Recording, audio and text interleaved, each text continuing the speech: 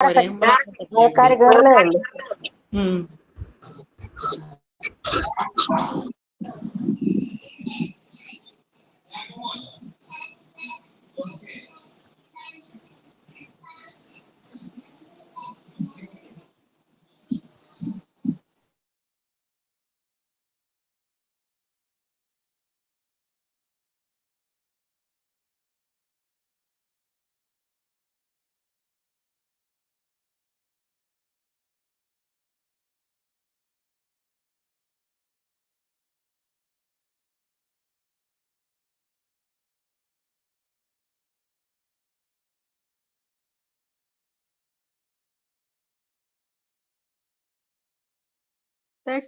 ആയി കേട്ടോ. 1 മിനിറ്റ് ഉണ്ട്.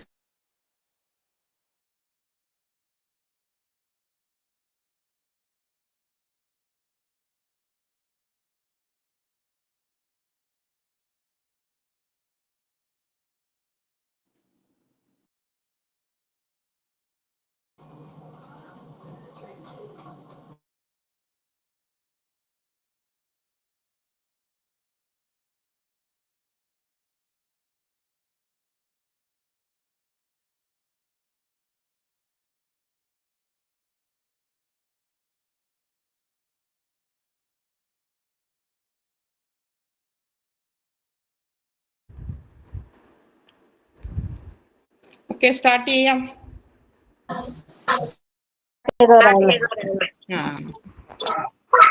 ഇന്നത്തെ ഗൂഗിൾ മീറ്റിലേക്ക് എല്ലാവർക്കും സ്വാഗതം. ഉള്ള പാർട്ടിസിപ്പൻസിനെ വെച്ച് നമുക്ക് ആരംഭിക്കാം.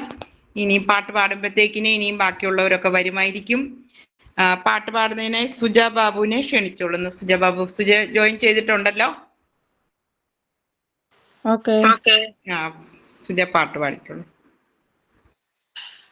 പ്രാണപ്രിയ യേശുനാഥ, ജീവൻ തന്ന സ്നേഹമേ, നഷ്ടമായി പോയ എന്നെ ഇഷ്ടനാക്കി തീർത്തനാഥ. പ്രാണപ്രിയ യേശുനാഥ, ജീവൻ തന്ന സ്നേഹമേ, നഷ്ടമായി പോയ എന്നെ ഇഷ്ടനാക്കി തീർത്തനാഥ. എന്റെ സ്നേഹം നിനക്കു മാത്രം, വേറെ ആരും കവരുകില്ല. എന്റേതെല്ലാം നിനക്കു മാത്രം, എന്നെ മുറ്റും തരുന്നിതാ. എന്റെ സ്നേഹം നിനക്കു മാത്രം, വേറെ ആരും കവരുകില്ല. എന്റേതെല്ലാം നിനക്കു മാത്രം, എന്നെ മുറ്റും തരുന്നിതാ. തള്ളപ്പേട്ട എന്നെ നിന്റെ പൈതലാക്കി തീർത്തുവല്ലോ. എന്റെ പാപം എല്ലാം പോക്കി എന്നെ മുഴുവൻ സൗഖ്യമാക്കി. തള്ളപ്പെട്ട എന്നെ നിന്റെ പൈതലാക്കി തീർത്തുവല്ലോ. എന്റെ പാപം എല്ലാം പോക്കി എന്നെ മുഴുവൻ സൗഖ്യമാക്കി. എന്റെ സ്നേഹം നിനക്കു മാത്രം, വേറെ ആരും കവരുകില്ല. എന്റേതെല്ലാം മാത്രം എന്നെ മുറ്റും താരുന്നീതാ പ്രാണപ്രിയ യേശുനാഥ ജീവൻ തന്ന സ്നേഹമേ നഷ്ടമായി പോയ എന്നെ ഇഷ്ടനാക്കി തീർത്തനാഥ എന്റെ ധനവും മാനമെല്ലാം നിന്റെ മഹിമയ്ക്കായി മാത്രം ലോകസ്നേഹം തേടുകില്ല ജീവിക്കും ഞാൻ നിനക്കായി മാത്രം എന്റെ ദാനവും മാനമെല്ലാം നിന്റെ മഹിമയ്ക്കായി മാത്രം ലോകസ്നേഹം തേടുകില്ല ജീവിക്കും ഞാൻ നിനക്കായി മാത്രം എന്റെ സ്നേഹം നിനക്കു മാത്രം വേറെ ആരും കവരുകില്ല എന്റേതെല്ലാം നിനക്കു മാത്രം എന്നെ മുറ്റും താരുന്നീതാ എന്നെ മുറ്റും താരുന്നീതാ ആമേൻ. Praise the Lord. Thank you Suja. ഇനി നമ്മുടെ വചന വായനയ്ക്കായിട്ട് നമ്മുടെ ശൈല ബിജുവിനെ ക്ഷണിക്കുന്നു. ശൈല ജോയിൻ ചെയ്തോ? വായിച്ചു. നമ്മൾ വായിക്കുന്ന വചനം സങ്കീർത്തനം 16-ാം അധ്യായം. ദൈവമേ, എന്നെ കാത്തുകൊള്ളണമേ, ഞാൻ അങ്ങയിൽ ശരണം വെച്ചിരിക്കുന്നു. അവിടുന്നാണ് എന്റെ കർത്താവേ, അങ്ങ് നിന്നല്ലാതെ എനിക്ക് നന്മയില്ല എന്ന് ഞാൻ കർത്താവിനോട് പറയും. ലോകം വിശുദ്ധരെന്ന് കരുതുന്ന ദേവന്മാർ നിസ്സാരരാണ്, അവരിൽ ആനന്ദം കൊള്ളുന്നവർ അഭിഷിപ്തരാണ്. അന്യദേവന്മാരെ അനുഗമിക്കുന്നവർ തങ്ങളുടെ ദുരിതം വർദ്ധിപ്പിക്കുന്നു. ഞാൻ അവർക്ക് രക്തം കൊണ്ടും പാനീയ ബലി അർപ്പിക്കയില്ല, ഞാൻ അവരുടെ നാമം ഉച്ചരിക്കയില്ല. കർത്താവാണ് എന്റെ ഓഹരിയും പാനപാത്രവും, എന്റെ ഭാഗധേയം അവിടുത്തെ കരങ്ങളിലാണ്. അഭികാപ്യമായ ദാനമാണ് എനിക്ക് അളന്നു കിട്ടിയിരിക്കുന്നത്, വിശിഷ്ടമായ അവകാശം എനിക്ക് ലഭിച്ചിരിക്കുന്നു. എനിക്ക് ഉപദേശം നൽകുന്ന കർത്താവിനെ ഞാൻ വാഴ്ത്തുന്നു. രാത്രിയിലും എന്റെ അന്തരംഗത്തിൽ പ്രബോധനം നിറയുന്നു.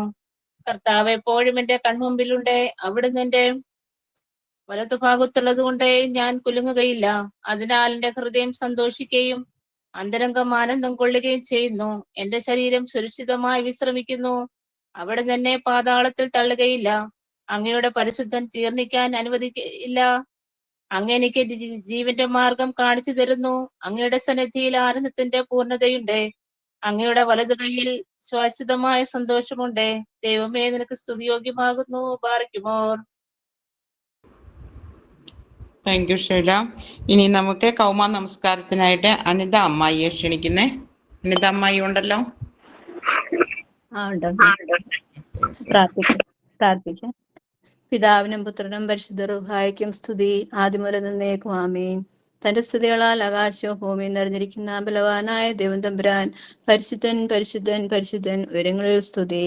ദൈവമായ കർത്താവിന്റെ തിരുനാമത്തിൽ വന്നവനും വരുവാനിരിക്കുന്നവനുമായവൻ വാഴ്ത്തപ്പെട്ടവനാകുന്ന ഉയരങ്ങളിൽ സ്തുതി. ദൈവമേ, നീ പരിശുദ്ധനാകുന്നു. ബലവാനെ, നീ പരിശുദ്ധനാകുന്നു. മരണമില്ലാത്തവനെ, നീ പരിശുദ്ധനാകുന്നു. ഞങ്ങൾക്ക് വേണ്ടി കുരിശിക്കപ്പെട്ടവനെ, ഞങ്ങളുടെ മേൽ അനുഗ്രഹം ചെയ്യണമേ.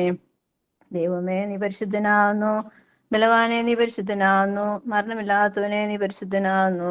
ഞങ്ങൾക്ക് വേണ്ടി കുരിശിക്കപ്പെട്ടവനെ, ഞങ്ങളുടെ മേൽ അനുഗ്രഹം ചെയ്യണമേ. ദൈവമേ, നീ പരിശുദ്ധനാകുന്നു. ബലവാനെ, നീ പരിശുദ്ധനാകുന്നു. മരണമില്ലാത്തവനെ, നീ പരിശുദ്ധനാകുന്നു.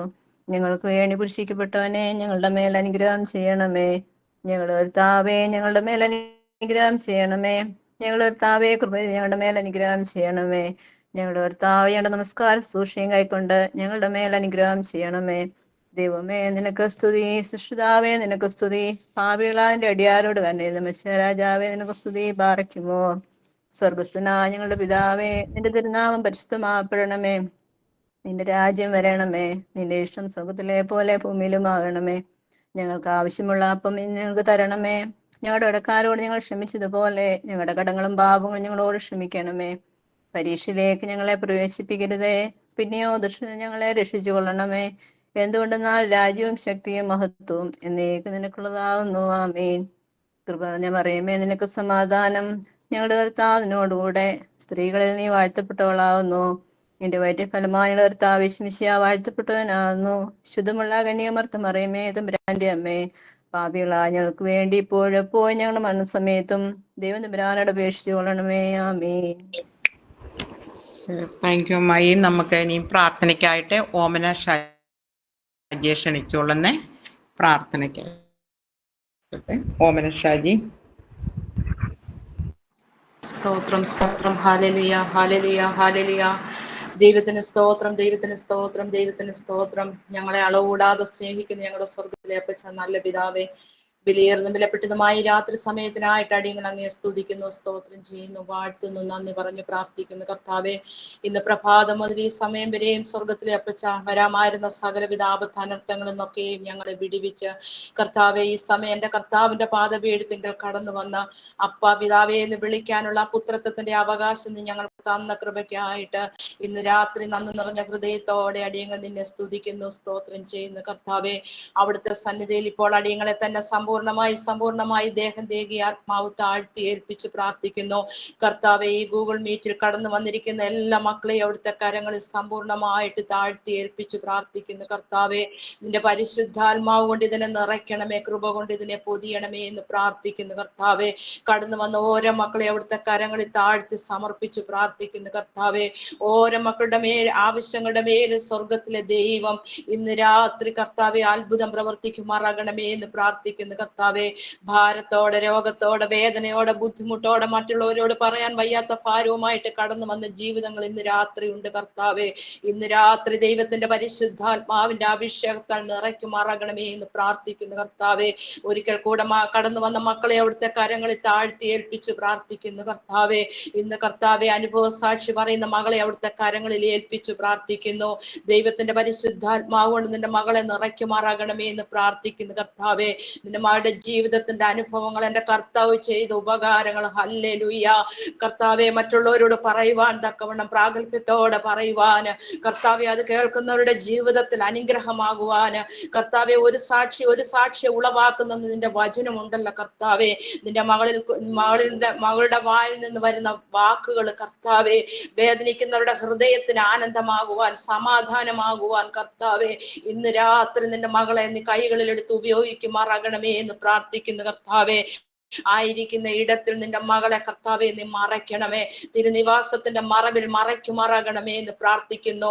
കർത്താവെ, മറഞ്ഞു കിടക്കുന്ന മർമ്മങ്ങളെ ഇന്ന് രാത്രി കർത്താവ് വെളിപ്പെടുത്തുമാറാകണമേ എന്ന് പ്രാർത്ഥിക്കുന്നു. കർത്താവെ, നിന്റെ മകളായിരിക്കുന്ന ഇടത്തിൽ കർത്താവെ താഴ്ത്തി ദൈവത്തിന്റെ കരങ്ങളിൽ ഏൽപ്പിച്ചു പ്രാർത്ഥിക്കുന്നു. പരിശുദ്ധാത്മാവിന്റെ പൂർണ്ണ നിയന്ത്രണത്തിലായി തീരുവാൻ സ്വർഗം സഹായിക്കുമാറാകണമേ എന്ന് പ്രാർത്ഥിക്കുന്നു. കർത്താവെ, ഞങ്ങൾ ആരും നിന്നതല്ല, നീ ഞങ്ങളെ നിർത്തിയതാ. ഞങ്ങളൊന്നും ജീവിതത്തിൽ നേടിയവരല്ല കർത്താവെ, നീ എല്ലാം ഞങ്ങൾക്ക് ദാനമായിട്ട് തന്നതാ. അപ്പ ഇന്ന് രാത്രി എന്റെ കർത്താവിന്റെ ബലമുള്ള കൈ കീഴിൽ താണിരുന്ന് തന്ന സകലതിനെ സമർപ്പിച്ചടിയങ്ങൾ പ്രാർത്ഥിക്കുമ്പോൾ ദൈവത്തിന്റെ പരിശുദ്ധാത്മാവ് ഇറങ്ങുമാറാകണമേ എന്ന് പ്രാർത്ഥിക്കുന്നു. കർത്താവെ, അനേക മക്കൾ ഇതുപോലെ മുൻപോട്ട് കടന്നു വന്ന് കർത്താവ് അവരുടെയൊക്കെ ജീവിതത്തിൽ ചെയ്ത ഉപകാരങ്ങൾക്ക് നന്ദി പറയുവാൻ കർത്താവെ, ഓരോ മക്കളെ ഈ ദിവസങ്ങളിൽ കർത്താവ് ഒരുക്കിയെടുക്കുമാറാകണമേ എന്ന് പ്രാർത്ഥിക്കുന്നു. കർത്താവെ, ഈ ഗ്രൂപ്പിനെ നീ മുന്നമേ കണ്ട ദൈവമാണല്ലോ. നിയമിക്കപ്പെട്ട നാളുകൾക്ക് മുൻപേ ഞാൻ എൻ്റെ പുസ്തകത്തിൽ ഇവയെ കുറിച്ച് എഴുതിയിട്ടുണ്ട്, നിന്റെ വചനമുണ്ടല്ലോ കർത്താവെ. നിയമിക്കപ്പെട്ട നാളുകൾക്ക് മുമ്പേ നീ കണ്ടതാണല്ലോ. നിന്റെ സമയമായപ്പോൾ കർത്താവെ നീ ഒരുക്കി അടിയങ്ങൾക്ക് കൊണ്ടല്ലോ. സ്തോത്രം. അനേക മക്കൾക്ക് കയറുവാൻ, പ്രാർത്ഥിക്കുവാൻ കർത്താവെ സമയങ്ങളെ കർത്താവെ കളയാതെ കിട്ടുന്ന സമയം കർത്താവിന്റെ പാദപീഠത്തോട് ചേർന്നിരുന്ന് ആ മറിയാമിനെ പോലെ നല്ല അംശങ്ങൾ തിരഞ്ഞെടുപ്പാൻ തക്കവണ്ണം കർത്താവെ നീ ഒരു കൂട്ടത്തെ വിളിച്ചു വേർതിരിച്ച കൃപയ്ക്കായിട്ട് നന്ദി പറഞ്ഞു പ്രാർത്ഥിക്കുന്നു. കർത്താവെ, നിന്റെ പാദപീഠത്തെങ്കിൽ അടിയങ്ങൾ കടന്നു വന്നിരിക്കുന്നു. കർത്താവെ, അനേകർക്ക് ഈ ഒരു ഗ്രൂപ്പ് കർത്താവെ ആശ്വാസമാകുവാൻ, സമാധാനമാകുവാൻ കർത്താവെ നീ അവിടുന്ന് സഹായിക്കുമാറാകണമേ എന്ന് പ്രാർത്ഥിക്കുന്നു.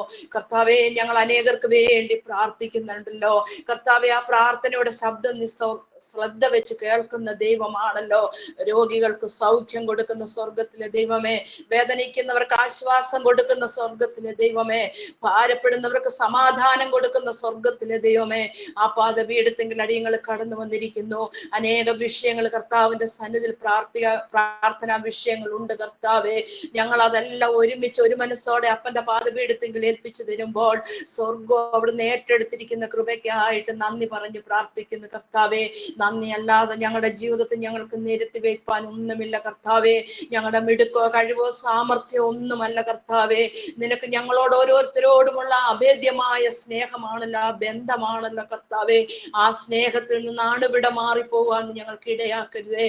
ഞങ്ങൾ അറിഞ്ഞ സത്യത്തിൽ വിശ്വാസത്തോടെ നിൽപ്പാനുള്ള ദൈവിക കൃപ ഓരോ മക്കൾക്കോടുന്ന് കൊടുക്കുമാറാകണമേ എന്ന് പ്രാർത്ഥിക്കുന്നു കർത്താവെ. പിന്തിരിഞ്ഞു പോവാൻ ഇടയാകരുതേ എന്ന് പ്രാർത്ഥിക്കുന്നു. വിളിച്ച ദൈവം വിശ്വസ്തനെ എണ്ണിക്കൊണ്ട് വിശ്വസ്തയോടെ ദൈവതിരുനാമ മഹത്വത്തിന് ഉതകുന്ന ജീവിതം നയിപ്പാൻ കർത്താവെ നീ ഞങ്ങൾക്ക് ഓരോരുത്തർക്കും സഹായിക്കണമേ കർത്താവെ. നിന്റെ ആ പാതയെ പിൻപറ്റിക്കൊണ്ട് കർത്താവെ ഞങ്ങളുടെ ജീവിതയാത്ര മുന്നോട്ട് തുടരുവാൻ നീ സഹായിക്കണമേ. ഇടത്തോട്ടോ വലത്തോട്ടോ നോക്കുവാൻ ഇടയാകരുതേ. മകളെ വഴി ഇതാവുന്ന ഇതിലെ കടന്നു പോവാന്നുള്ള ആ ഇമ്പകരമായ ശബ്ദം ഞങ്ങളുടെ ഓരോരുത്തരുടെയും കാതുകൾക്കുള്ളിൽ മുഴങ്ങി കേൾപ്പാൻ തക്കവണ്ണം സ്വർഗത്തിലെ ദൈവം ഞങ്ങൾക്ക് ഇടയാക്കുമാറാകണമേ എന്ന് പ്രാർത്ഥിക്കുന്നു കർത്താവെ. തന്ന എല്ലാ ദാനങ്ങൾക്കും നന്മകൾക്കുമായിട്ട് ഞങ്ങൾ നന്ദി പറഞ്ഞു പ്രാർത്ഥിക്കുന്നു കർത്താവെ. നന്ദിയുള്ളവരായി തിരുസന്നിധി നിൽപ്പാനുള്ള കൃപ നീ ഞങ്ങൾക്ക് തെരുമാറാകണമേ. നീ ഞങ്ങളെ നിർത്തിയതാ കർത്താവെ, ഞങ്ങൾ നിന്നതല്ല, ഞങ്ങൾ ജീവിതത്തിൽ ഒന്നും നേടിയവരല്ല, നീ എല്ലാം ഞങ്ങൾക്ക് ദാനമായിട്ട് തന്നതാ കർത്താവെ. തന്ന സകലതും അപ്പന്റെ പാദപീഠത്തിൽ സമർപ്പിച്ച് പ്രാർത്ഥിക്കുന്നു കർത്താവെ. നിന്റെ കൃപ മതിയപ്പ, നിന്റെ കൃപ മതി. നിന്റെ കൃപയില്ലാതെ ഒരു നിമിഷം പോലും ഞങ്ങൾക്ക് ഈ ഭൂമിയിൽ ജീവിക്കാൻ സാധ്യമല്ലല്ലോ കർത്താവെ. നിന്റെ കൃപ കൊണ്ട് നീ ഞങ്ങളെ ഓരോരുത്തരെയും നിറയ്ക്കണമേ. നിന്റെ പരിശുദ്ധാത്മാവ് കൊണ്ട് ഞങ്ങളെ നിറയ്ക്കണമേ എന്ന് പ്രാർത്ഥിക്കുന്നു കർത്താവെ. ആവശ്യമില്ലാത്ത ഒരു വാക്കുകൾ കർത്താവെ ഞങ്ങളുടെ വായിൽ നിന്ന് വരുവാൻ, ആവശ്യമില്ലാത്തത് ചിന്തിപ്പാൻ കർത്താവെ ഒന്നും ഞങ്ങൾക്ക് ഇടയാക്കരുതേ. പരിശുദ്ധാത്മാവിന്റെ പൂർണ്ണ നിയന്ത്രണത്തിലായി തീരുവാൻ സ്വർഗം ഞങ്ങൾക്ക് ഓരോരുത്തർക്ക് സഹായിക്കുമാറാകണമേ എന്ന് പ്രാർത്ഥിക്കുന്നു. തന്ന ഈ ധന്യ നിമിഷത്തിനായിട്ട് നന്ദി പറഞ്ഞു പ്രാർത്ഥിക്കുന്നു കർത്താവെ. ഇന്ന് പ്രഭാതം കണ്ട അനേക പ്രിയപ്പെട്ടവര് ഈ രാത്രിയുടെ യാമം കാണാതെ ലോകത്ത് നിന്ന് മാറ്റപ്പെട്ടപ്പോൾ അപ്പ ഒരു പകൽക്കാലം കൂടെ, ഒരു ദിവസം കൂടെ, ഒരു രാത്രിയുടെ യാമം കൂടെ ഞങ്ങൾക്ക് ദാനമായിട്ട് തന്നല്ലോ കർത്താവെ. നന്ദി നിറഞ്ഞ ഹൃദയത്തോടെ അടിയൻ നിന്നെ സ്തുതിക്കുന്നു, സ്തോത്രം ചെയ്യുന്നു. അവങ്കിലേക്ക് നോക്കി ഒരു പ്രകാശത്തിലായി അവരുടെ മുഖം ലജ്ജിച്ചു പോയില്ല. ഈ എളിയവർ നിലവിളിച്ചു, യഹോവ കേട്ടു. സകല കഷ്ടങ്ങളിൽ നിന്ന് ഞങ്ങളെ വിടിവെച്ചിരിക്കുന്നെന്ന് കർത്താവെ. ഹല്ലേലൂയ. നന്ദിയോടെ നിന്നെ സ്തുതിപ്പാൻ തക്കവണ്ണം ഞങ്ങളുടെ നാവുകളെ ബലപ്പെടുത്തണമേ, ശക്തീകരിക്കണമേ എന്ന് പ്രാർത്ഥിക്കുന്നു കർത്താവെ. എന്റെ ദൈവത്തിന് നന്ദിയോടെ അടിയൻ നിന്നെ സ്തുതിക്കുന്നു, സ്തോത്രം ചെയ്യുന്നു കർത്താവെ. കർത്താവിന്റെ സന്നിധി കഴിക്കുന്ന ഒരു ദിവസം വേറെ 1000 ദിവസത്തെക്കാൾ ഉത്തമമാണല്ലോ. 1000 പൊൻവെള്ളി നാണ്യത്തെക്കാൾ എന്റെ അപ്പന്റെ വായിൽ നിന്ന് വരുന്ന ന്യായപ്രമാണം എനിക്ക് ഏറ്റവും അത്യുത്തമമെന്ന് ആ സങ്കീർത്തനക്കാരനോട് ചേർന്ന് ഇന്ന് രാത്രി എന്റെ കർത്താവിനെ മഹത്വപ്പെടുത്തുവാന് കർത്താവെ നീ തന്ന കൃപയ്ക്കായിട്ട് നന്ദിയോടെ സ്തുതിക്കുന്നു, സ്തോത്രം ചെയ്യുന്നു കർത്താവെ. ഞങ്ങൾ പല ദേശത്ത് പല ഭവനങ്ങളിലാണല്ലോ കർത്താവെ. എന്നാൽ ഇപ്പോൾ ഈ സമയം എന്റെ കർത്താവിന്റെ പാദപീഠത്തിൽ അടിയങ്ങൾ ഒരുമിച്ചായിരിക്കുന്നുള്ള കർത്താവെ. നന്ദി പറഞ്ഞു പ്രാർത്ഥിക്കുന്നു കർത്താവെ. പാട്ടുപാടിയ മകളെ അനുഗ്രഹിച്ച് പ്രാർത്ഥിക്കുന്നു. ബൈബിൾ വായിച്ച മകളെ അനുഗ്രഹിച്ച് പ്രാർത്ഥിക്കുന്നു കർത്താവെ. കൗമ പ്രാർത്ഥിച്ച മകളെ അനുഗ്രഹിച്ച് പ്രാർത്ഥിക്കുന്നു. ഇതിൽ കയറി എല്ലാ മക്കളെയും പിതാവിന്റെയും പുത്രന്റെയും പരിശുദ്ധാത്മാവിന്റെയും നാമത്തിൽ അനുഗ്രഹിച്ച് പ്രാർത്ഥിക്കുന്നു കർത്താവെ. ഞങ്ങൾ മറ്റുള്ളവർക്ക് ഒരു അനുഗ്രഹമായി തീരുവാൻ കർത്താവെ ഞങ്ങളെ ഓരോരുത്തരെയും അവിടുന്ന് ഒരുക്കിയെടുക്കുമാറാകണമേ. നീ എന്ത് ഞങ്ങളെ കുറിച്ച് ആഗ്രഹിക്കുന്ന അതിൻ പ്രകാരം ഞങ്ങൾ ജീവിപ്പാൻ, ഓരോ ദിവസവും ആ കൃപയോടെ ജീവിപ്പാൻ കർത്താവെ നീ ഞങ്ങൾക്ക് സഹായിക്കണമേ. ഈ ലോകത്തിലുള്ളതിനെ അല്ലപ്പ, ഉയരത്തിലുള്ളതിനെ നോക്കിക്കൊണ്ട് കർത്താവെ, ആ ഉയരത്തിലുള്ളതിനെ കണ്ടുകൊണ്ട് ഹല്ലേലൂയ ഓരോ ദിവസവും ഞങ്ങളുടെ ജീവിതയാത്ര തുടരുവാൻ കർത്താവ് സഹായിക്കണമേ എന്ന് പ്രാർത്ഥിക്കുന്നു. പൗലോസ് പറഞ്ഞതുപോലെ സകലതും മായ, ഇതെല്ലാം വിട്ടിട്ട് ഞങ്ങൾ പോകേണ്ട ഒരു ദിവസം ഞങ്ങളുടെ മുൻപിൽ ഉണ്ടെന്നുള്ള ആ ബോധ്യത്തോടെ ജീവിപ്പാൻ കർത്താവെ ഞങ്ങൾക്ക് സഹായിക്കണമേ. എന്റെ കർത്താവിന്റെ വരവേറ്റവും അടുത്തിരിക്കുന്നു. രാജ്യത്തോടും ജാതിയോടും എതിർത്തുകൊണ്ടിരിക്കുന്നു. ഇതൊക്കെയും കാണുമ്പോൾ ഈറ്റ് നോവിന്റെ ആരംഭം ഒന്ന് മനസ്സിലാക്കി, അത്ത് തളർക്കുമ്പോൾ വേനൽ അടുത്തു എന്നുള്ള ദൈവത്തിന്റെ വചനം ഹല്ലേലൂയ ഇതൊക്കെ ഞങ്ങളുടെ കണ്ണുകൾ കൊണ്ട് കാണുമ്പോഴും ചെവികൾ കൊണ്ട് കേൾക്കുമ്പോഴും സ്വർഗത്തിലെ ദൈവമേ നിന്റെ വരവിന്റെ ലക്ഷണങ്ങളാണെന്ന് മനസ്സിലാക്കിക്കൊണ്ട് മനസ്സ് പുതുക്കി രൂപാന്തരപ്പെട്ട് ഹല്ലേലൂയ ആ ബുദ്ധിയുള്ള കന്യകമാരെ പോലെ വിളക്കിൽ എണ്ണയും തിരിയുള്ളവരായി ഈ ദിവസങ്ങളിൽ മുന്നേറുവാനുള്ള ദൈവിക കൃപ കർത്താവേ നിന്റെ മക്കളാവുന്ന അടിയങ്ങൾക്ക് ഓരോരുത്തർക്കും തെരുമാറാകണമേ. ഞങ്ങൾ ആരും കൈവിടപ്പെട്ടു പോവാൻ നീ അനുവദിക്കരുതേ എന്ന് പ്രാർത്ഥിക്കുന്നു കർത്താവേ. ഞങ്ങൾ ഈ ഭൂമിയിൽ ഒരുമിച്ച് കണ്ടതുപോലെ നിന്റെ നിത്യതയിൽ ഞങ്ങൾ ഒരുമിച്ച് കാണുവാനുള്ള നിന്റെ വലിയ കൃപ ഞങ്ങൾക്ക് തെരുമാറാകണമേ എന്ന് പ്രാർത്ഥിക്കുന്നു കർത്താവേ. ഞങ്ങളുടെ രക്തത്തിൽ നിന്ന് രക്തവും മാംസത്തിൽ നിന്ന് മാംസവുമായി ഞങ്ങളുടെ സഹോദരങ്ങൾ ഉണ്ട് കർത്താവേ. ഞങ്ങൾ ഒരുമിച്ച് കർത്താവേ നിന്റെ നിത്യതയ്ക്ക് അവകാശമുള്ളവരാക്കി ഞങ്ങളെ തീർക്കണമേ. ആരും കൈവിടപ്പെട്ടു പോവാൻ എന്റെ കർത്താവ് അനുവദിക്കരുതേ എന്ന് പ്രാർത്ഥിക്കുന്നു കർത്താവേ. ഇയ്യോബ് തന്റെ സഹോദരന്മാർക്ക് വേണ്ടി പ്രാർത്ഥിച്ചപ്പോൾ ഇയ്യോബിന്റെ സ്ഥിതിക്ക് ഭേദം വരുത്തിയ സ്വർഗത്തിലെ ദൈവമേ ഞങ്ങളുടെ സഹോദരങ്ങളുടെ നീറുന്ന വിഷയത്തിന് വേണ്ടി കർത്താവേ ഞങ്ങൾ പ്രാർത്ഥിക്കുമ്പോൾ ഞങ്ങളുടെ സഹോദരങ്ങളുടെ ഓരോ വിഷയത്തിന് വേണ്ടി എന്റെ അപ്പന്റെ സന്നിധി ഞങ്ങൾ മധ്യസ്ഥത അണയ്ക്കുമ്പോൾ എന്റെ സ്വർഗം അത് കേട്ട് അവിടുന്ന് മറുപടി തന്നുകൊണ്ടിരിക്കുന്ന കൃപയ്ക്കായിട്ട് നന്ദി പറഞ്ഞു പ്രാർത്ഥിക്കുന്നു കർത്താവേ. ഞങ്ങളുടെ ഗ്രൂപ്പിൽ അനേക പ്രാർത്ഥന റിക്വസ്റ്റുകൾ ഉണ്ടപ്പ. അതെല്ലാം എന്റെ കർത്താവിന്റെ സന്നിധി നിരത്തി വെക്കുന്ന കർത്താവേ. നീ അത് ഓരോന്നും ഏറ്റെടുത്ത് ഇരിക്കുന്ന ദൈവമായിരിക്കാൻ നന്ദിയോടെ സ്തുതിക്കുന്നു കർത്താവേ. ഞങ്ങളെ കൊണ്ട് ഒരു കഴിവുമില്ല, പ്രവർത്തിക്കുന്നവൻ എന്റെ അപ്പനാണല്ലോ. എന്റെ അപ്പന്റെ കരങ്ങളിൽ എല്ലാ വിഷയടിയെ സമ്പൂർണമായിട്ട് താഴ്ത്തി ഏൽപ്പിച്ചു പ്രാർത്ഥിക്കുന്നു കർത്താവേ. എന്റെ ദൈവത്തിന് നന്ദിയോടെ സ്തോത്രം ചെയ്യുന്നു, സ്തുതിക്കുന്നു കർത്താവേ. അനേക കുഞ്ഞുങ്ങൾ കർത്താവേ ജോലിയില്ലാതെ ഭാരപ്പെടുന്നു. അനേക കുഞ്ഞുങ്ങൾ കർത്താവെ ഇന്റർവ്യൂ അറ്റൻഡ് ചെയ്തിട്ടിരിക്കുന്നു കർത്താവെ ജോലിയില്ലാതെ ഭാരപ്പെടുന്നതിന്റെ മക്കൾക്ക് നീ അവിടുന്ന് വഴിയും വാതിലും തുറന്നു കൊടുത്തവരെ അനുഗ്രഹിക്കുമാറാകണമേ എന്ന് പ്രാർത്ഥിക്കുന്നു കർത്താവെ. തലമുറയില്ലാതെ ഭാരപ്പെടുന്ന അനേക കുഞ്ഞുങ്ങൾ ഉണ്ട് കർത്താവെ. ഞങ്ങളുടെ പ്രാർത്ഥന റിക്വസ്റ്റിൽ അനേക പേരുകൾ ഉണ്ട് കർത്താവെ. ആ കുഞ്ഞുങ്ങളെ എല്ലാം ഞങ്ങൾ ഒരുമിച്ച് കർത്താവിന്റെ കരുത്തിലോട്ട് തരുന്നു കർത്താവെ. അവർക്ക് കർത്താവെ ഉദരഫലത്തെ കൊടുത്ത് കർത്താവ് അനുഗ്രഹിക്കുമാറാകണമേ എന്ന് പ്രാർത്ഥിക്കുന്നു കർത്താവെ. തക്ക തുണയെ കിട്ടാതെ കർത്താവെ അനേക കുഞ്ഞുങ്ങൾ ഭാരപ്പെടുന്നു. അതിലുപരി മാതാപിതാക്കൾ നീറുന്നു കർത്താവെ. മനുഷ്യനേകനായിരിക്കുന്ന നന്നല്ലെന്ന് പറഞ്ഞ കർത്താവെ നിന്റെ കുഞ്ഞുങ്ങൾക്ക് തക്ക തുണയെ കൊടുത്ത് കർത്താവ് അനുഗ്രഹിക്കുമാറാകണമേ എന്ന് പ്രാർത്ഥിക്കുന്നു കർത്താവെ. കർത്താവെ മദ്യത്തിനും മയക്കുമരുന്നിനും അടിമകളായി കഴിയുന്ന അനേക കുഞ്ഞുങ്ങളുണ്ട് സ്വർഗത്തിലെ ദൈവമേ. മാതാപിതാക്കൾക്ക് സമാധാനമില്ലാതെ സ്വസ്ഥതയില്ലാതെ കർത്താവെ ഭാരപ്പെടുന്ന അനേക ജീവിതങ്ങളും കുടുംബങ്ങളും ഉണ്ട് കർത്താവെ. ആ കുഞ്ഞുങ്ങളോട് എന്റെ കർത്താവിന് മനസ്സരിയണമേ എന്ന് പ്രാർത്ഥിക്കുന്നു കർത്താവെ. അവർക്കൊരു പൂർണ്ണ വിടുതൽ കർത്താവെ, ഒരു പൂർണ്ണ മാനസാന്തരം ആ കുഞ്ഞുങ്ങൾക്ക് കൊടുക്കണമേ. മാതാപിതാക്കളുടെ വേദന എന്റെ കർത്താവ് കാണുന്നുണ്ടല്ലോ കർത്താവെ. അവിടുത്തെ കരങ്ങൾ നിന്റെ കുഞ്ഞുങ്ങളെ എല്ലാം സമർപ്പിച്ച് ഏൽപ്പിച്ചു പ്രാർത്ഥിക്കുന്നു കർത്താവെ. രോഗാവസ്ഥയിലായിരിക്കുന്ന ഞങ്ങളുടെ സഹോദരങ്ങളെ എല്ലാം കരങ്ങളിൽ ഏൽപ്പിച്ച് പ്രാർത്ഥിക്കുന്നു.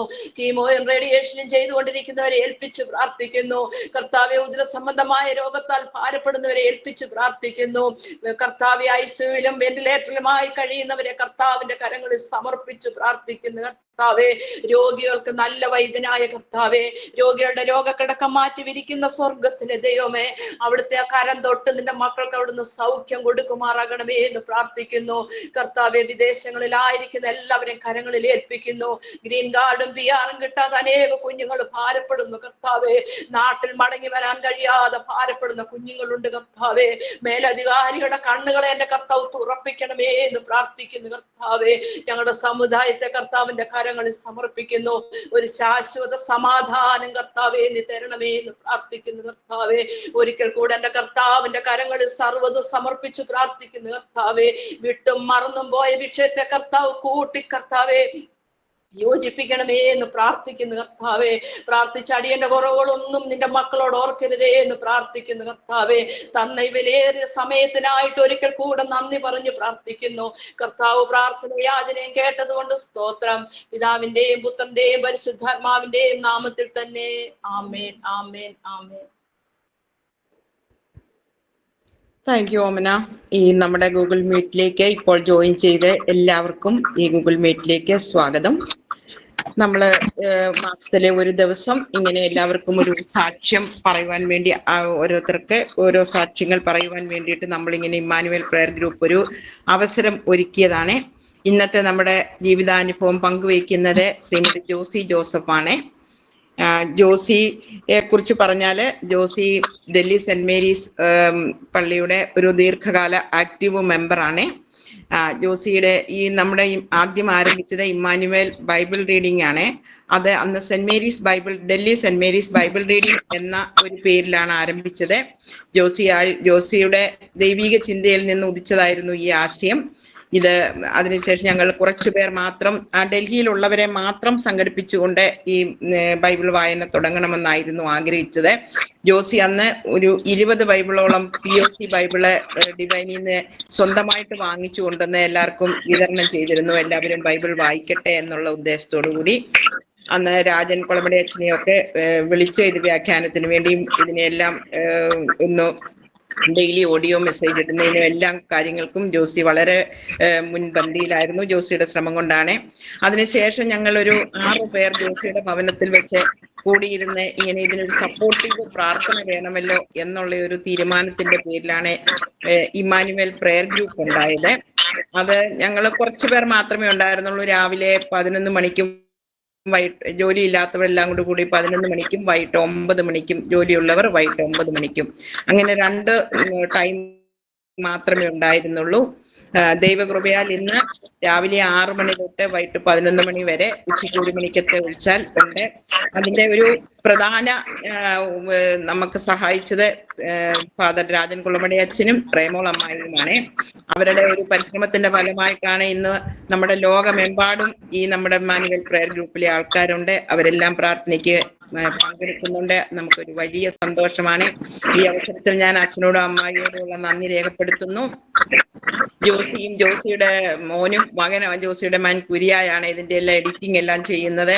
മകളും റേച്ചലും അവര് കുടുംബസമേതം ഈ ഒരു നമ്മുടെ പ്രെയർ ഗ്രൂപ്പിലും എല്ലാത്തിലും വളരെ സജീവ പ്രവർത്തകരാണ്. ഞാന് ഒരു 1993 തൊട്ട് ജോസി അറിയുന്നതാണ്.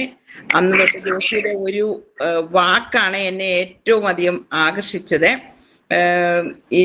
നമ്മള് ഇമ്മാനുവേൽ പ്രെയർ ഗ്രൂപ്പ് തന്നെയല്ല വിട്ടുപോയി, ഞാൻ യൂത്ത്, കെയറിംഗ് ഹാൻഡ്സ്, ഇതിന്റെ എല്ലാം ഒരു നെടുംതൂണാണ് ജോസി.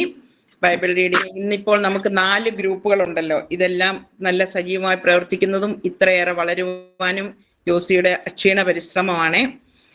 ജോസി അന്ന് പറയുന്ന ഒരു വാക്ക് എന്നെ വളരെയധികം ആകർഷിച്ചത് നമ്മൾ ദൈവത്തിൽ നിന്നും പിടിച്ചു വാങ്ങണമെന്നാണ്. നമുക്ക് എന്തെങ്കിലും ഒരു കാര്യം ആഗ്രഹമുണ്ടെങ്കിൽ അത് ദൈവത്തിനോട് പറഞ്ഞിട്ട് ദൈവത്തിൽ നിന്ന് പിടിച്ചു വാങ്ങണമെന്നാണ്.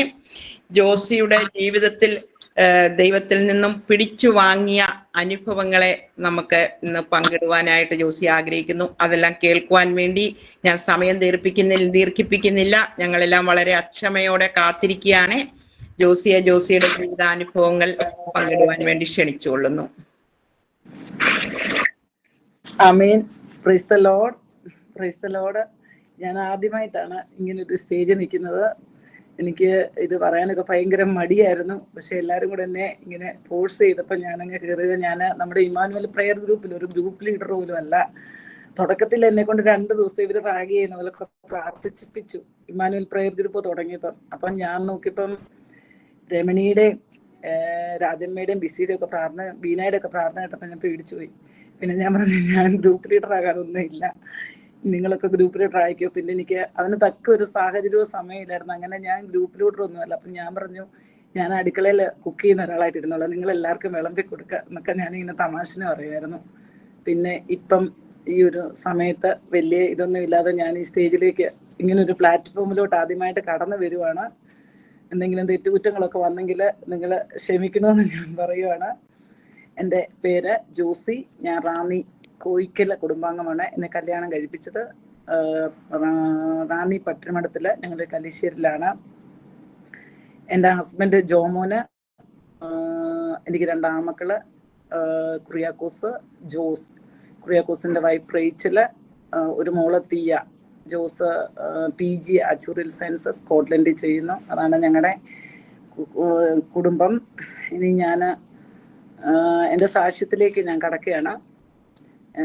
എൻ്റെ യൗവനകാലത്ത് എനിക്ക് സൃഷ്ടാവിനെ അറിയുവാൻ ദൈവം വലിയൊരു എന്നെ വിളിച്ച് വേർതിരിച്ചു. 21ാമത്തെ വയസ്സിൽ ഞാൻ എൻ്റെ കർത്താവിനെ സ്വന്തം രക്ഷിതാവായിട്ട് സ്വീകരിച്ചു. ഞങ്ങളുടെ അടുത്തൊരു അമ്മമ്മയുണ്ടായിരുന്നു. അമ്മാമ്മയുടെ വീട്ടിൽ പ്രാർത്ഥനയ്ക്ക് പോകുമ്പം ഇടയ്ക്ക് ഞാൻ പ്രാർത്ഥനയ്ക്കൊക്കെ പോകുമ്പോൾ അമ്മാമ്മ പറയും ജോസി ഇന്ന് കർത്താവിനെ രക്ഷിതാവായിട്ട് സ്വീകരിക്കണം, എന്നിട്ട് എന്നും ഇത് ഓർക്കണം, എന്നോട് ഒരു ഡേറ്റും ഇതൊക്കെ പറഞ്ഞു. അന്ന് ഞാൻ അത്ര സീരിയസ് അല്ലാഞ്ഞ കാരണം ഞാനത് അത്ര ഇതായിട്ടൊന്നും എടുത്തില്ല. എന്നിട്ട് ഞാൻ എണ്ണീറ്റ് നിന്ന് ദൈവത്തിന് ഞാൻ എൻ്റെ സ്വന്തം രക്ഷിതാവായിട്ട് സ്വീകരിച്ചു. അങ്ങനെ എൻ്റെ യൗവനകാലത്ത് എൻ്റെ ദൈവത്തെ രക്ഷിതാവായിട്ട് സ്വീകരിച്ചു. ഞാൻ ഇന്ന് പുറകോട്ട് ഞാൻ തിരിഞ്ഞു നോക്കുമ്പം കഴിഞ്ഞ മാസം എനിക്ക് 58 വയസ്സ്, ഞാൻ 59 വയസ്സിലേക്ക് കടക്കുന്ന സമയം. അത് വേണമെങ്കിൽ നമുക്ക് വാർദ്ധക്യകാലം എന്ന് തുടങ്ങിയെന്ന് പറയാം അല്ലെ. യൗവനകാലത്ത് ദൈവത്തെ അറിഞ്ഞ് വാർദ്ധക്യകാലത്ത് എനിക്ക് ഫലം പുറപ്പെടുവിക്കാൻ തക്കവണ്ണം ഇന്നൊരു ഗ്രൂപ്പ് തുടങ്ങി ഫലം പുറപ്പെടുവിക്കാൻ തക്കവണ്ണം ദൈവം എന്നെ നിങ്ങളുടെ മുന്നിൽ നിർത്തിയതിനായിട്ട് ദൈവത്തിന് ഞാൻ 1000 നന്ദി പറയുന്നു. അതുപോലെ എന്താ പറയണ്ടേ, ഞാൻ 21-ാമത്തെ വയസ്സിൽ ഒരു പ്രാരംഭ ധ്യാനം, അന്ന് കരിസ്മാറ്റിക് ധ്യാനങ്ങളൊക്കെ തുടങ്ങുന്ന സമയമാണ്. അപ്പം ഞാനൊരു ഞങ്ങൾ കാത്തലിക്സ് ഒക്കെ ഉള്ള സ്ഥലത്താണ്. ഞാൻ റാന്നി കാര്യമാണെങ്കിലും വെച്ചുച്ചിറ എന്ന ഒരു ഗ്രാമത്തിലാണ് ഞാൻ വളർന്നത്. അപ്പോൾ ആ ഭാഗത്ത് ഒത്തിരി കാത്തലിക്സ് ഒക്കെ ഉള്ളതാണ്, എൻ്റെ ഫ്രണ്ട്സ് ഒക്കെ ഉണ്ടായിരുന്നു. അങ്ങനെ ഞാൻ ഒരു പ്രാരംഭ ധ്യാനം, ഒരു വളർച്ചാ ധ്യാനം ആ നാളുകളിൽ തന്നെ കൂടാനായിട്ട് എനിക്ക് ദൈവം ഇടവരുത്തി. അങ്ങനെ എനിക്ക് തോന്നുന്നു ദൈവം എന്നെ നോക്കി വെച്ചിരുന്ന ഒരാളാണെന്ന് തോന്നുന്നു. അങ്ങനെ ധ്യാനമൊക്കെ കൂടി. അത് കഴിഞ്ഞ് എൻ്റെ കല്യാണം കഴിഞ്ഞു. ഞാൻ ഡൽഹിയിലേക്ക് വരുന്നു. എനിക്ക് നല്ല ദൈവമുള്ളൊരു ആളെയാണ് എൻ്റെ ഭർത്താവായിട്ട് ദൈവം തന്നത്. ഞാൻ കല്യാണമൊക്കെ കഴിഞ്ഞ് ഡൽഹി വരുമ്പം എനിക്ക് ഹിന്ദി അറിയാൻ മേല, എനിക്ക് ഇംഗ്ലീഷ് അറിയാൻ മേല. TV കാണാമെന്ന് വെച്ച് കഴിഞ്ഞാൽ ഞങ്ങളൊരു ഫ്ലാറ്റിലാണ് താമസിക്കുന്നത്, ഗവൺമെൻറ് ഫ്ലാറ്റിലാണ് താമസിക്കുന്നത്. TV കാണാമെന്ന് വെച്ചാൽ TV ഹിന്ദിയാണ്, ദൂരദർശൻ മാത്രമേ ഉള്ളൂ അന്നത്തെ സമയത്ത്. അപ്പം TV കണ്ടാൽ ഒന്നും മനസ്സിലാകത്തില്ല. പിന്നെ പത്രം വായിക്കാമെന്ന് വെച്ച് കഴിഞ്ഞാൽ മലയാളമാണ്, അല്ല ഇംഗ്ലീഷാണ് പത്രം, ഇംഗ്ലീഷിലായിരുന്നു. അന്നും മലയാളം പത്രം ഇല്ല. ഒരു 33 years ബിഫോർ നടന്ന സംഭവം. അപ്പം ഞാൻ നോക്കിയിട്ട് വേറെ ടൈം പാസ് ഒന്നുമില്ല. അപ്പം ഞാനിങ്ങനെ നോക്കുമ്പം എൻ്റെ ഭർത്താവ് അന്ന് മധുബായിലൊക്കെ കയറുന്ന ആളൊക്കെ ആയിരുന്നേ. അപ്പം വീട്ടിൽ ഒത്തിരി സ്പിരിച്വൽ ബുക്സ് ഒക്കെ ഉണ്ട്. ഞാൻ ചെല്ലുമ്പോൾ എൻ്റെ ഭർത്താവ് ഒരു ബൈബിളൊക്കെ മൊത്തം വായിച്ചൊക്കെ തീർന്ന ഒരു 30 വയസ്സായപ്പോഴത്തേക്ക് ബൈബിളൊക്കെ വായിച്ച് തീർന്ന ഒരാളായിരുന്നു. അപ്പം ഞാൻ ചെല്ലുമ്പോൾ ഒത്തിരി സ്പിരിച്വൽ ബുക്സ് ഒക്കെ ഉണ്ട്. അപ്പം സമയം വീട്ടിലെ പണിയൊക്കെ തീർന്നു കഴിയുമ്പോൾ ഞാൻ ഈ ബുക്കുകളൊക്കെ, ഞാനൊരു വായനയുള്ള ഒരാളായിരുന്നു. അപ്പം ഞാൻ ഈ ബുക്കുകളൊക്കെ ഇരുന്ന് വായിക്കാൻ തുടങ്ങി. അങ്ങനെ കുറേ PP ജോബിൻ്റെ പുസ്തകം, നമ്മുടെ ജീസസ് കോൾസ് ദിനകരൻ്റെ പുസ്തകം, പിന്നെ PG വർഗീസ് എന്ന് പറയുന്ന ഒരു അങ്കിളിൻ്റെ, ഇന്ത്യൻ ഇവാഞ്ചലിക്കൽ ടീമിലെ PG വർഗീസ് അങ്കിളിൻ്റെ ഒരു പുസ്തകം, കുറേ പുസ്തകങ്ങളൊക്കെ. സമയം കിട്ടുമ്പോൾ ഒത്തിരി വേറെ മാഗസിൻസ് ഒക്കെ വരുന്നുണ്ട്. അപ്പം ഞാനിതൊക്കെ വായിച്ച് തീർക്കും. പിന്നെ എനിക്ക് ഇടയ്ക്ക് നോവലുകളൊക്കെ കൊണ്ടുത്തരും, മലയാളം നോവൽസ് ഒക്കെ കൊണ്ടുത്തരും. എനിക്കൊരു ഇച്ചിരി വായന ഉണ്ടായിരുന്ന കാരണം അതൊക്കെ ഇങ്ങനെ വായിച്ച് ഞാനിങ്ങനെ ഈ സ്പിരിച്വൽ പുസ്തകമൊക്കെ വായിച്ച് ഭയങ്കര ഇൻസ്പയർ ആയിട്ടിരിക്കുന്ന ഒരു സമയമാണ്. അങ്ങനെ 2 വർഷം കഴിയുന്നു, എനിക്കൊരു കുഞ്ഞ് ജനിക്കുന്നു. കുഞ്ഞ് ജനിച്ചു കഴിഞ്ഞ് 1 വയസ്സായി, 2 വയസ്സായി, 3 വയസ്സാകുമ്പോൾ ഞാൻ നോക്കുമ്പം എൻ്റെ കുഞ്ഞ് 2 വയസ്സ് കഴിഞ്ഞിട്ട് സംസാരിക്കുന്നില്ല, 3 വയസ്സായപ്പം നോക്കുമ്പോൾ സംസാരിക്കുന്നില്ല. അങ്ങനെ ഞങ്ങൾ ഒരു ഡോക്ടറുടെ അടുത്തോട്ട് പോയി. ഡോക്ടറുടെ അടുത്ത് ചെന്നപ്പോൾ ഡോക്ടർ പറഞ്ഞു അവനൊരു ഹിയറിംഗ് എംപെയർഡ് എന്ന് പറഞ്ഞാൽ അവന് കുറച്ച് കേൾക്കാം, കുറച്ച് കേൾക്കത്തില്ല, പാർഷ്യലി ഹിയറിംഗ് എംപെയർഡ് എന്ന് പറയും. അപ്പോൾ അങ്ങനെ വന്നപ്പോൾ ഡോക്ടർ പറഞ്ഞു ഇവന് ഹിയറിംഗ് എയ്ഡ് വെക്കണം. ഞാൻ പറയുന്നത് എൻ്റെ മൂത്ത മകൻ കുറിയാക്കോസിൻ്റെ കാര്യമാണ്. ഹിയറിംഗ് എയ്ഡ് വെക്കണം, ഒരു ലോങ് പ്രോസസ്സാണ്, സ്പീച്ച് തെറാപ്പി ഒക്കെ കൊടുക്കണം. അപ്പം നമ്മൾ ജനിക്കുന്ന ഒരു കൊച്ച് 1-ാമത്തെ വയസ്സിൽ ജനിക്കുമ്പോൾ തൊട്ട് കേൾക്കാൻ തുടങ്ങുന്ന ഒരു കുഞ്ഞ്, കേൾവിയില്ലാത്ത കുഞ്ഞുങ്ങൾ ഒട്ടും കേൾക്കത്തില്ല. അപ്പം 3 വയസ്സ് കഴിയുമ്പോഴേ ഇവന് ഹിയറിംഗ് എയ്ഡ് വെച്ചിട്ട് ആണ് പിന്നെ കേൾക്കാൻ പറ്റുന്നത്. അപ്പം അങ്ങനെ ഞങ്ങൾ പെട്ടെന്ന് ഹിയറിംഗ് എയ്ഡ് മേടിച്ചു, വെച്ചു. ഡോക്ടർ പറഞ്ഞു മാക്സിമമായിട്ട് ആ സമയത്ത് വളരെ സങ്കടപ്പെട്ട നാളുകളായിരുന്നു. എൻ്റെ ജീവിതം വേറൊരു ഘട്ടത്തിലേക്ക് മാറുവാണ്. ഇങ്ങനെ ഹിയറിംഗ് പ്രോബ്ലം ഒക്കെ ഉണ്ടെന്ന് പറഞ്ഞപ്പം ആ ഒരു കുഞ്ഞിനെ വളർത്തിയിരിക്കുന്ന ഒരു ടിപ്പിക്കൽ ഹൗസ് വൈഫ് എന്ന നിലയിൽ നിന്നും വേറൊരു ഉത്തരവാദിത്തത്തിലേക്ക് മാറുകയാണ്. അപ്പം അതറിഞ്ഞു. അങ്ങനെ ഹിയറിംഗ് എയ്ഡ് ഒക്കെ വെച്ചു. ഞങ്ങൾ സ്പീച്ച് തെറാപ്പിക്ക് രാവിലെ പോകും, ഉച്ച കഴിഞ്ഞ് അടുത്ത സ്ഥലത്ത് പോകും. എങ്ങനെയെങ്കിലും ഇവനെ വർത്താനം പറയിപ്പിക്കണം എന്നുള്ളൊരു ചിന്തയായി എനിക്ക്. അപ്പം ഡോക്ടർ പറഞ്ഞു 5 വയസ്സാകുമ്പോഴത്തേക്ക് ബ്രെയിനിൻ്റെ വളർച്ച നിൽക്കും, ചിപ്പൊക്കെ അടയാൻ തുടങ്ങും.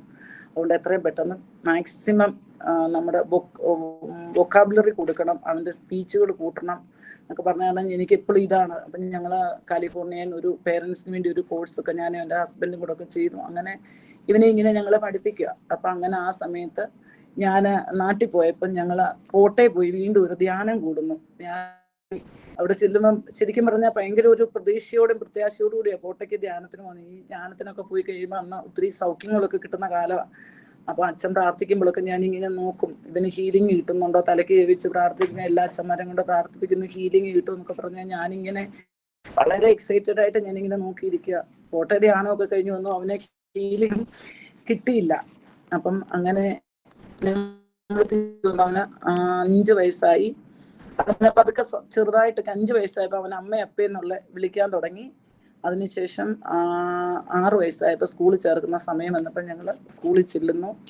സ്കൂളിൽ ചെന്ന് അഡ്മിഷൻ ചെയ്യുന്നപ്പം ഇന്റർവ്യൂ കഴിഞ്ഞിട്ട് ഒരച്ഛനായിരുന്നു ഇന്റർവ്യൂ, ഒരു കോൺവെന്റ് സ്കൂളില്ല. അപ്പം എനിക്ക് നല്ലൊരു സ്കൂളിൽ ചേർക്കണമെന്ന് വലിയ ഒരാഗ്രഹം. അങ്ങനെ ഞങ്ങളെ സ്കൂളിൽ വിളിപ്പിച്ചപ്പം പറഞ്ഞു, കൊച്ചു സംസാരിക്കത്തില്ല, കൊച്ചു എഴുതത്തില്ല, കൊച്ചു വായിക്കത്തില്ല, അപ്പം ഞങ്ങളെങ്ങനെ നിങ്ങളുടെ കൊച്ചിന് അഡ്മിഷൻ തരുന്നെന്ന് പറഞ്ഞു.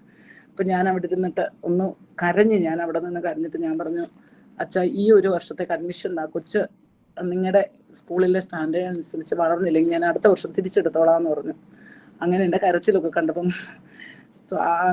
അച്ഛന് അഡ്മിഷൻ കൊടുത്തു, കൊച്ചിന് സ്കൂളിൽ അങ്ങനെ അഡ്മിഷൻ കൊടുത്തു. ഞാൻ പറഞ്ഞില്ല അവൻ വായിക്കത്തില്ല, എഴുതത്തില്ല, ഒന്നും അറിയത്തില്ല, അമ്മ ഏതാ അപ്പേതാന്ന് വളർന്നാലും ആ സമയത്ത് അങ്ങനെ 6ാമത്തെ വയസ്സിൽ അവന് ഡൽഹിയിലെ ഒരുമാതിരി ഒരു കോൺവെന്റ് സ്കൂളിൽ, നല്ലൊരു സ്കൂളിൽ അവന് അഡ്മിഷൻ കിട്ടി. അങ്ങനെ പോയി. അത് കഴിഞ്ഞ് അവൻ സ്കൂളിൽ പോയി. പതുക്കെ അവൻ പിക്കായി. ഏതായാലും അവരുടെ സ്റ്റാൻഡേർഡ് അനുസരിച്ച് പഠിച്ചു. അവനെ ഇതൊന്നും ചെയ്തില്ല, എടുത്തില്ല, അവിടെ തന്നെ പഠിച്ചു. അങ്ങനെ അവന് 7 വയസ്സായപ്പോൾ ഞാൻ 2ാമത് വീണ്ടും പ്രഗ്നന്റ് ആവുന്നു. അങ്ങനെ പ്രഗ്നന്റ് ആയി കഴിഞ്ഞു. കുഴപ്പമൊന്നും ഇല്ലാതെ പോയി. 5 മാസമായപ്പം എനിക്ക് ഒരു ടെസ്റ്റ് ഉണ്ട്, ഏതോ ഒരു ടെസ്റ്റ്, എനിക്ക് ഓർക്കുന്നില്ല, ടെസ്റ്റ് ചെയ്തപ്പോൾ ഡോക്ടർ പറഞ്ഞു ഡൗൺ സിൻഡ്രോം ഉള്ള കുഞ്ഞാണ് വയറ്റിൽ കിടക്കുന്നത്, നിങ്ങൾ വേണോ വേണ്ടായോ എന്നൊരു തീരുമാനം എടുക്കാൻ പറഞ്ഞു എന്നോട്. ഞങ്ങളിങ്ങനെ ഷോക്ക് എടുത്ത് നിൽക്കുക. ഒന്നാമത് മൂത്ത മോന്റെ പ്രശ്നം കഴിഞ്ഞ് 2ാമത്തെ മോന്റെ പ്രശ്നം കഴിഞ്ഞപ്പോൾ ഡൗൺ സിൻഡ്രോം ഉള്ള ഒരു കൊച്ചെന്നൊക്കെ കേട്ടപ്പോൾ ഞങ്ങളിങ്ങനെ ഷോക്ക് അടിച്ചു നിന്നപ്പം ഞങ്ങളെല്ലാവരും പ്രാർത്ഥിച്ചു. ഞാൻ ആ സമയത്ത് നമ്മുടെ സുജി ചേച്ചി ഗ്രൂപ്പിലുള്ള കോവൂരെ സുജി ചേച്ചിയോടൊക്കെ ഇങ്ങനെ പറഞ്ഞു, ജെബിനെ അവരോടൊക്കെ സംസാരിച്ചപ്പോൾ അവരൊക്കെ പറഞ്ഞു, നീയും പ്രാർത്ഥിച്ചൊരു തീരുമാനം എടുക്കുന്നുള്ളൊരു ഇതിൽ പോയി. ഞങ്ങൾ അവസാനം ഓർത്ത് ഇനി 2ാമത്തെ കുഞ്ഞിന് ഇനി എന്തെങ്കിലും പ്രോബ്ലം ആണ് ദൈവം ആഗ്രഹിക്കുന്നെങ്കിൽ പോരട്ടെ, ഏതായാലും ടെർമിനേറ്റ് എന്ന് വെച്ചാൽ 5 മാസമായി പിന്നെ അത് ടെർമിനേറ്റ് ചെയ്യണമെന്നാണ്, പിന്നെ അബോർഷൻ അല്ല. അപ്പം ഞങ്ങൾ ഓർത്ത് ഏതായാലും ടെർമിനേറ്റ് ഒന്നും ചെയ്യുന്നില്ല, ആയിക്കോട്ടെന്നും പറഞ്ഞ് പിന്നെ നമുക്ക് പ്രാർത്ഥിക്കാമെന്ന് പറഞ്ഞ് അങ്ങനെ ഞങ്ങൾ പ്രാർത്ഥിച്ചു. പക്ഷേ പ്രാർത്ഥിച്ച് ഇങ്ങനെ പോവാ. പക്ഷേ ഈ സംഭവത്തോടുകൂടി എനിക്ക് ഭയങ്കര ഹൈ BP ആയി. ഞാൻ ഇടയ്ക്കിടയ്ക്ക് ഹോസ്പിറ്റലൈസ്ഡ് ആവും, BP കൂടിയിട്ട് ഹോസ്പിറ്റലൈസ്ഡ് ആവും. ഇപ്പം ഡോക്ടർ പറയും കുഞ്ഞിന് എന്തെങ്കിലുമൊക്കെ വല്ലാത്ത പ്രോബ്ലം കൂടെ വരും. അങ്ങനെ ഇടയ്ക്ക് വീട്ടിൽ പോകും വരും, ഹസ്ബൻഡിന് ജോലിക്ക് പോകണം, മൂത്ത മോനെ സ്കൂളിൽ വിടണം, അങ്ങനത്തെ ഓരോ ഇഷ്യൂസൊക്കെ ആയി. ഏതായാലും 9 വയസ്സ് വരെ ഉന്തിപ്പിടിച്ചു. 9 വയസ്സിൽ എമർജൻസി ഞാനിപ്പോഴും ഓർക്കും, ഡൽഹിയിലെ ഗംഗാറാം ഹോസ്പിറ്റലിൽ ഞാൻ കിടന്ന ഹോസ്പിറ്റലിൽ തന്നെ വേറൊരു ഹോസ്പിറ്റലിലൂടെ ആംബുലൻസിലൊക്കെ കൊണ്ടുപോയത്. അന്ന് നമ്മുടെ സുജി ചേച്ചിയും ജെബിനും ഒക്കെ ഹോസ്പിറ്റലിലോട്ട് ഓടി വരുമോ, എമർജൻസി അല്ലേ. അങ്ങനെ ഞാൻ എൻ്റെ 2ാമത്തെ കുഞ്ഞിന് അവിടെ ഓപ്പറേഷൻ തിയേറ്ററിൽ വെച്ച് ഡോക്ടർ ചോദിച്ചു ആണിനെ വേണോ പെണ്ണിനെ വേണോ എന്ന് ഡോക്ടർ പറഞ്ഞു. ഞാൻ എനിക്ക് ആണിനെയും പെണ്ണിനെയും വേണ്ട, എനിക്കൊരു നോർമൽ കൊച്ചിനെ കിട്ടിയാൽ മതി എന്ന് പറഞ്ഞു. ഞാനിങ്ങനെ കൊച്ചിനെ പൊക്കി കാണിച്ചപ്പോൾ ഞാൻ മുഖത്തോട്ട് നോക്കുക, ഡൗൺ സിൻഡ്രോം ഉള്ള കൊച്ചാണോ എന്നാണ് ഞാൻ നോക്കുന്നത്, വേറൊന്നും അല്ല ഞാൻ നോക്കുന്നത്. അപ്പോഴും ഇങ്ങനെ പ്രാർത്ഥിച്ചുകൊണ്ട് കിടക്കുമോ ഞാൻ. അങ്ങനെ ഡോക്ടർ ചോദിച്ചപ്പം ഡോക്ടർ പറഞ്ഞു കുഴപ്പമൊന്നുമില്ല, നോർമൽ കൊച്ചാണെന്ന് ഡോക്ടർ എന്നോട് ഇങ്ങനെ പറഞ്ഞു. അപ്പം പിന്നെ അങ്ങനെ എൻ്റെ 2ാമത്തെ മോന് ഒരു ജീവിതത്തിൽ ഒരു 4 മാസം ഞാൻ അവന് വേണ്ടി പ്രാർത്ഥിച്ചത്, അവൻ്റെ ആയുഷ്കാലം ഞാൻ അവന് കൊടുത്തിട്ടുണ്ട്. അങ്ങനെ എൻ്റെ 2ാമത്തെ മോന് കുഴപ്പമില്ലാതെ വന്നു. അങ്ങനെ ആ നാളുകളിൽ പിന്നെ ജീവിതം പിന്നെ ഇങ്ങനെ പോയി. മൂത്ത സ്കൂളിൽ ഇവന് 7 വയസ്സ് ആയി. അങ്ങനെ ഞങ്ങൾ വന്നപ്പം ചെറിയ രീതിയിൽ ഞാൻ എൻ്റെ ബിസിനസ് സ്റ്റാർട്ട് ചെയ്യുന്ന അടുത്ത വേറൊരു കാലഘട്ടത്തിലേക്ക് പോവാണ്. ഞാൻ എൻ്റെ ചെറിയ രീതി ബിസിനസ്സൊക്കെ തുടങ്ങി. അന്ന് എനിക്ക് 2000 രൂപ എനിക്ക് ലാഭം കിട്ടി. ഇപ്പം ഞാൻ 200 രൂപ കൊടുത്ത് ഞാൻ ഒരാളെ സ്പോൺസർ ചെയ്തു. ഒരു കൊച്ചിനെ പഠിപ്പിക്കാനായിട്ട് ഞാൻ സ്പോൺസർ ചെയ്ത് 200 കൊടുത്തു. അപ്പം ഞാൻ ഓർക്കും, ബൈബിളിൽ പറഞ്ഞിട്ടുണ്ട്, അല്പത്തി വിശ്വസ്തരായവരെ അധികത്തി വിശ്വസ്തരാക്കുന്നു. സത്യം പറഞ്ഞാൽ വിധവയുടെ ചില്ലിക്കാശ് പോലായിരുന്നു അന്നത്തെ എൻ്റെ 200 രൂപ. പിന്നെ ഞാൻ തുടങ്ങുന്നതിന് മുമ്പ് ഒരു ഗവൺമെന്റ് ഓഫീസറുടെ ജോലി കൊണ്ട് 2 മക്കളെ വളർത്തിയെടുത്ത് പഠിപ്പിക്കാവുന്ന ഒരു ബുദ്ധിമുട്ടുള്ള കാലമായിരുന്നു ആ സമയത്ത്. എൻ്റെ ഹസ്ബൻഡ് കസ്റ്റംസിലായിരുന്നു ജോലി ചെയ്യുന്നത്. അപ്പം അവിടെ ഇഷ്ടംപോലെ കൈക്കൂലിയൊക്കെ കിട്ടുന്ന സമയമാണ്. എന്ന് പറഞ്ഞാൽ ഒരാഴ്ചയിൽ വേണമെങ്കിൽ നമുക്ക് ഒരു 10,000-15,000 രൂപ മേടിക്കൊന്നും വേണ്ട, അത് മറ്റുള്ളവർ കൊണ്ടുതരും. ഡിപ്പാർട്ട്മെന്റ് ഇരിക്കുന്നവർ കൈ കൊണ്ടുതരും, അല്ലെ വേണമെങ്കിൽ വീട്ടിൽ കൊണ്ടുതരും. അങ്ങനത്തെ ഒരു കാലമാണ്. അപ്പം ഞാനും എൻ്റെ ഹസ്ബൻഡും കൂടെ പറഞ്ഞു നമുക്ക് കൈക്കൂലി ഒന്നും മേടിക്കണ്ട, കൈക്കൂലിയൊന്നും ഇല്ലാതെ നമുക്ക് ദൈവം തരുന്ന പോലൊക്കെ കാര്യങ്ങൾ പോട്ടെന്ന് പറഞ്ഞ് ഞങ്ങൾ രണ്ടുപേരും കൂടെ ആ കൈക്കൂലി എന്ന് പറയുന്ന ഒരു സംഭവം ഞങ്ങൾ വേണ്ടെന്നങ്ങ് തീരുമാനിച്ചു. അപ്പൊ ആ സമയത്തൊക്കെ എൻ്റെ ഹസ്ബൻഡിന്റെ ഓഫീസിൽ നിന്ന് ആരെങ്കിലും ഒക്കെ ഒരുമിച്ച് നിങ്ങളുടെ വീട് കണ്ട ഒരു കസ്റ്റംസ് ഓഫീസറുടെ വീടിന്റെ ലക്ഷണമൊന്നും കാണുന്നില്ലല്ലോ എന്നൊക്കെ പറയും. നമ്മളിങ്ങനെ ഒത്തിരി സ്വർണ്ണമൊന്നും ഇടത്തുമില്ലല്ലോ, ഇവിടുത്താരൊക്കെ കസ്റ്റംസുകാരുടെ ഒക്കെ വീട്ടിൽ ചെന്നാൽ എൻ്റെ ഹസ്ബൻഡ് ഒന്ന് സ്കൂട്ടറിലൊക്കെ ഓഫീസിൽ പോകുന്നത്. അപ്പം എല്ലാവരും കാറിലൊക്കെ പോകുമ്പോൾ ഈ പുള്ളിക്കാരൻ സ്കൂട്ടറിലൊക്കെ, അപ്പോൾ ഈ ഓഫീസിലെ പിയൂൺ പറയും, സാറ് ഈ സ്കൂട്ടർ കളഞ്ഞിട്ട് ഒരു കാറൊക്കെ താ, സ്കൂട്ടർ എനിക്ക് താ സാറേ എന്നൊക്കെ തമാശന് പറയും. അങ്ങനെ ഞങ്ങൾ അങ്ങനെ ഒരു പൈസ ഒന്നും വേണ്ടെന്ന് വെച്ചു ബിസിനസ് തുടങ്ങി. ചെറിയ രീതിയിൽ തുടങ്ങുന്നു, അവിടുന്ന് ഞങ്ങൾ മുന്നോട്ട് പോകുന്നു, തുടങ്ങി. പിന്നെ ഞങ്ങൾ അപ്പം ഞങ്ങൾ ഗവൺമെന്റ് ഫ്ലാറ്റിലാണ് താമസിക്കുന്നത്. ഞങ്ങൾ വീടിൻ്റെ അടുന്നൊരു 4 കിലോമീറ്റർ അകലെ ഒരിടത്തൊരു ഫ്ലാറ്റ് എടുത്തിട്ട് ഞങ്ങളുടെ ബിസിനസ് അങ്ങോട്ട് മാറ്റി. നാട്ടിലുള്ളവരൊക്കെ പതുക്കെ കടക്കാരെയൊക്കെ അപ്രോച്ച് ചെയ്തപ്പം അവരൊക്കെ തുണിയൊക്കെ ഇങ്ങനെ മേടിക്കുന്ന ഞാൻ ചെറിയ രീതിയിൽ, ഞാൻ പറഞ്ഞില്ലേ കർത്താവ് പച്ചവെള്ളത്തെ തൊട്ടപ്പം വീഞ്ഞാക്കി പച്ചവെള്ളത്തിന് നിറവും മണവും ഗുണമെന്ന് പറഞ്ഞ പോലെ എന്നെ കർത്താവ് ഒന്ന് തൊട്ടു എന്നേ എനിക്ക് പറയാനുള്ളൂ. അല്ലാതെ റാന്നി സെന്റ് തോമസ് കോളേജിൽ നിന്ന് എക്കണോമിക്സ് പാസ്സായി എനിക്ക് പ്രത്യേകിച്ച് ഒരു പ്രൊഫഷണൽ ക്വാളിഫിക്കേഷൻ ഒന്നും ഇല്ലായിരുന്നു. ചെറിയ രീതിയിൽ തയ്യലൊക്കെ അറിയായിരുന്നു. പിന്നെ ഈ തുണിയുടെ ബിസിനസ് പറഞ്ഞാൽ എനിക്കൊരു പാഷനായിരുന്നു, നല്ലൊരു പാഷനായിരുന്നു. അപ്പൊ അത് മാത്രമുണ്ട്. പിന്നെ ദൈവം എന്നെ തൊട്ടു, അങ്ങനെ ഞാൻ ബിസിനസ് ചെയ്യാൻ തുടങ്ങി. ഞാൻ ദൈവത്തിന്റെ കൃപയാല് ഞാനിത് ചെയ്യുമ്പോൾ എല്ലാവർക്കും എൻ്റെ കളക്ഷൻസ് ഒക്കെ ഇഷ്ടപ്പെടാൻ തുടങ്ങി. ഞാനൊരു അഡ്വർടൈസ്മെന്റ് ഇന്ന് ഈ സമയം വരെ ഞാൻ ഒരു അഡ്വർടൈസ്മെന്റും കൊടുത്തിട്ടില്ല, ഒന്നും കൊടുത്തിട്ടില്ല. ഒരാളോടും ഞാൻ എൻ്റെ തുണി എല്ലാവരും ഇങ്ങോട്ട് ചോദിച്ച് എപ്പോഴും പ്രഷറൈസ് ചെയ്ത് ഇങ്ങോട്ട് തരണമെന്ന് പറയുന്ന ഒരവസ്ഥയായിരുന്നു. ഇന്നത്തെ ദിവസവും അത് തന്നെയാണ് നടന്നത്. അങ്ങനെ ഞാൻ ചെറിയ രീതിയിൽ തുടങ്ങുന്നു, അങ്ങനെ ബിസിനസ് ഫ്ലറിഷ് ആകുന്നു. ഒത്തിരി ഈ ബിസിനസ് ചെയ്ത വഴിക്ക് ഒത്തിരി പാവങ്ങളെ സഹായിക്കാനും ഒത്തിരി പേർക്ക് ജോലി കൊടുക്കാനും ഒക്കെ എനിക്ക് പറ്റിയിട്ടുണ്ട്. കേരളത്തിൽ അങ്ങോളം ഇങ്ങോളം സാധനങ്ങൾ കൊടുക്കാൻ പറ്റി. ബൈബിൾ ഒരു എബ്ബേസിന്റെ പ്രാർത്ഥന ഉണ്ടായിരുന്നു. അപ്പം ഈ PG വർഗീസിന്റെ പുസ്തകം വായിച്ച് ഞാൻ ഒത്തിരി ഇൻസ്പയർ ആയിരുന്നു. അപ്പൊ ആ പുസ്തകത്തിൽ ഒരു എബ്ബേസിന്റെ കഥയുണ്ടായിരുന്നു. എൻ്റെ അതിരുകളെ വിശാലമാക്കണം, എന്നെ അനുഗ്രഹിക്കണം. അപ്പൊ കാപ്പിയൊക്കെ എടുത്ത് ഞാൻ എൻ്റെ ഫ്രിഡ്ജിൽ ഒട്ടിച്ചു വെച്ചിട്ട് ഞാൻ ഇടയ്ക്ക് പ്രാർത്ഥിക്കും.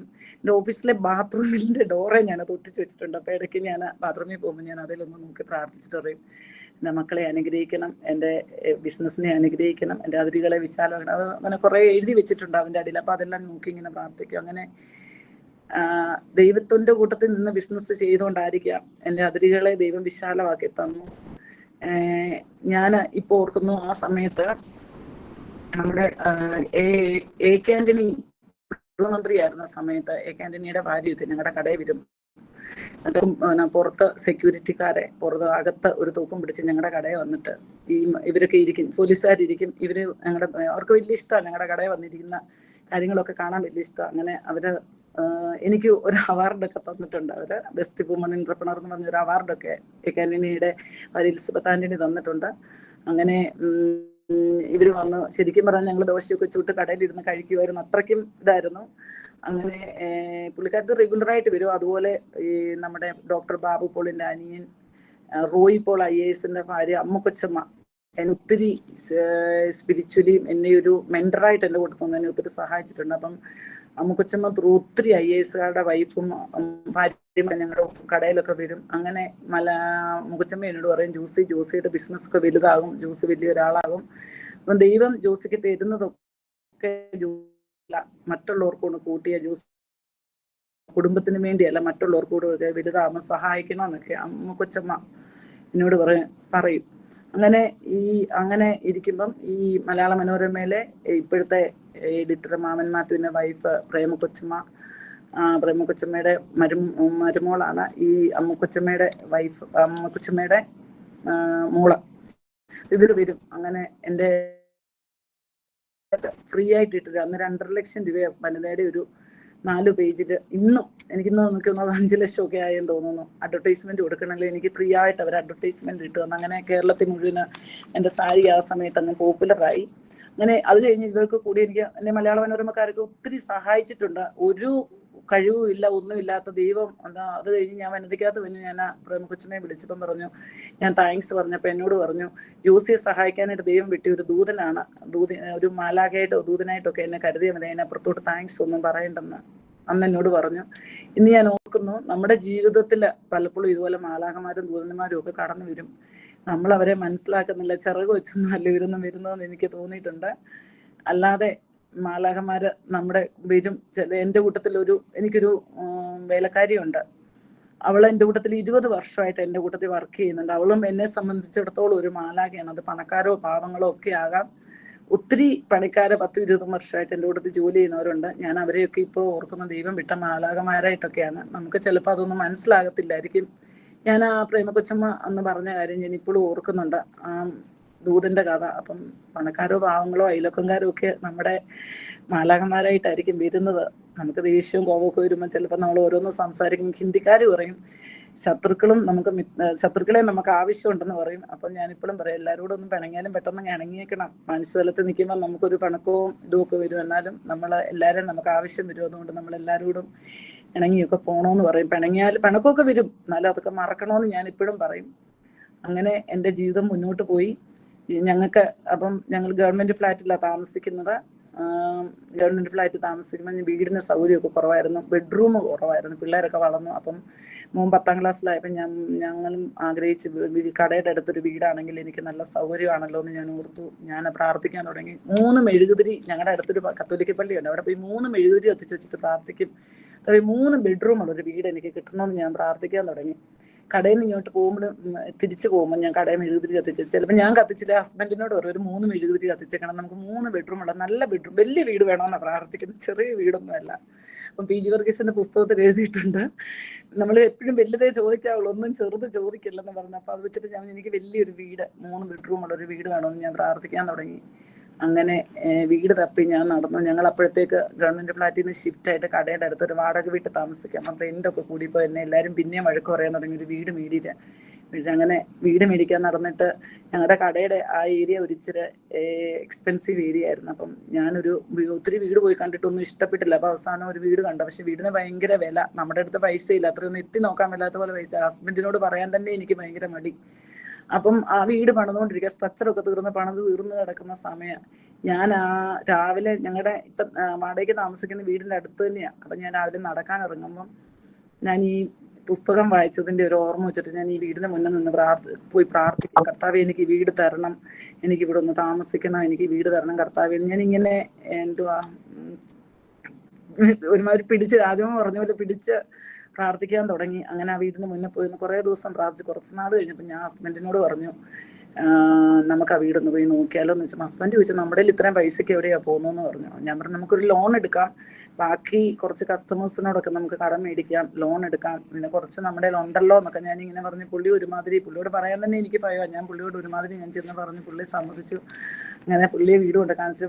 പുള്ളി വീട് കണ്ടു. അങ്ങനെ പുള്ളി ഒരു ദിവസം ഞാൻ ബാങ്കിൽ, ഞാൻ പോകത്തില്ല ബാങ്കിൽ, നീ പോയി ചോദിക്കും, ലോൺ കിട്ടുമെന്ന് ചോദിക്കാൻ പറ്റില്ല. അപ്പം ഞാൻ രാവിലെ ഒരു ദിവസം ഹസ്ബൻഡ് എനിക്ക് ഞങ്ങളുടെ ഇൻകം ടാക്സിന്റെ ഡീറ്റെയിൽസ് ഒക്കെ എഴുതി തന്നു. ഞാൻ അതൊക്കെ ആയിട്ട് ബാങ്കിൽ ഒരു സാധാരണ ചുരിദാറും ഒക്കെ ഇട്ട് ഞാൻ ബാങ്കിലോട്ട് പോവാം.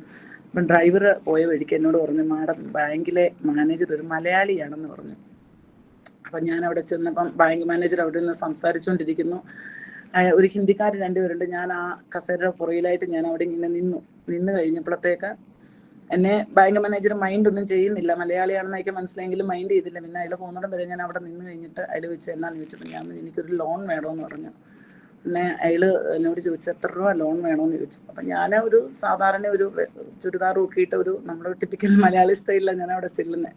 അപ്പം എന്നോട് ചോദിച്ചപ്പോൾ ഞാൻ എനിക്കൊരു 1.25 കോടി രൂപ ലോൺ വേണമെന്ന്.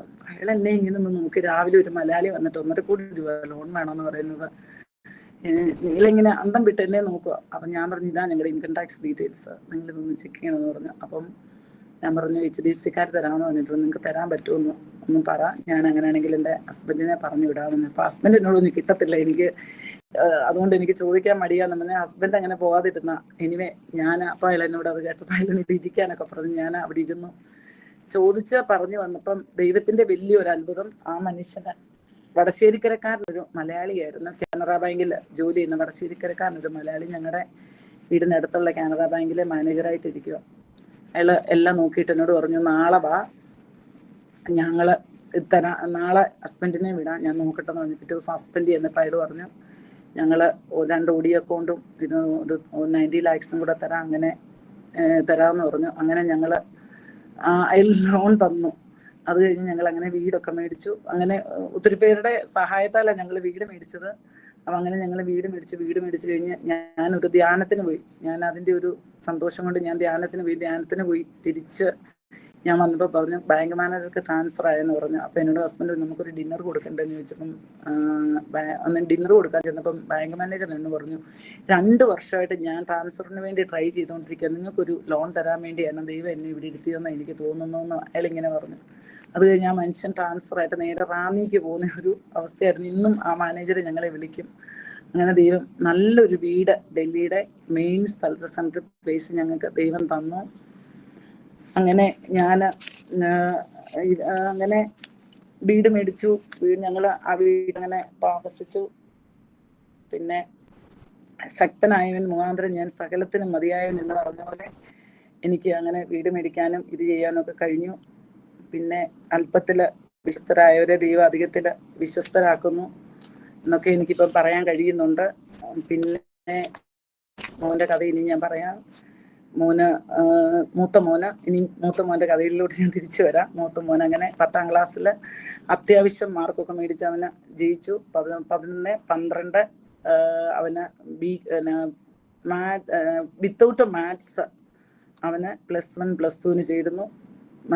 +1 ചേർന്നു. അങ്ങനെ വിത്തൗട്ട് മാത്സ് കൊമേഴ്സ് എടുത്ത് അവൻ ചേർന്നു. അങ്ങനെ അവൻ 65% മേടിച്ച് അവന് +2 പാസ്സായി.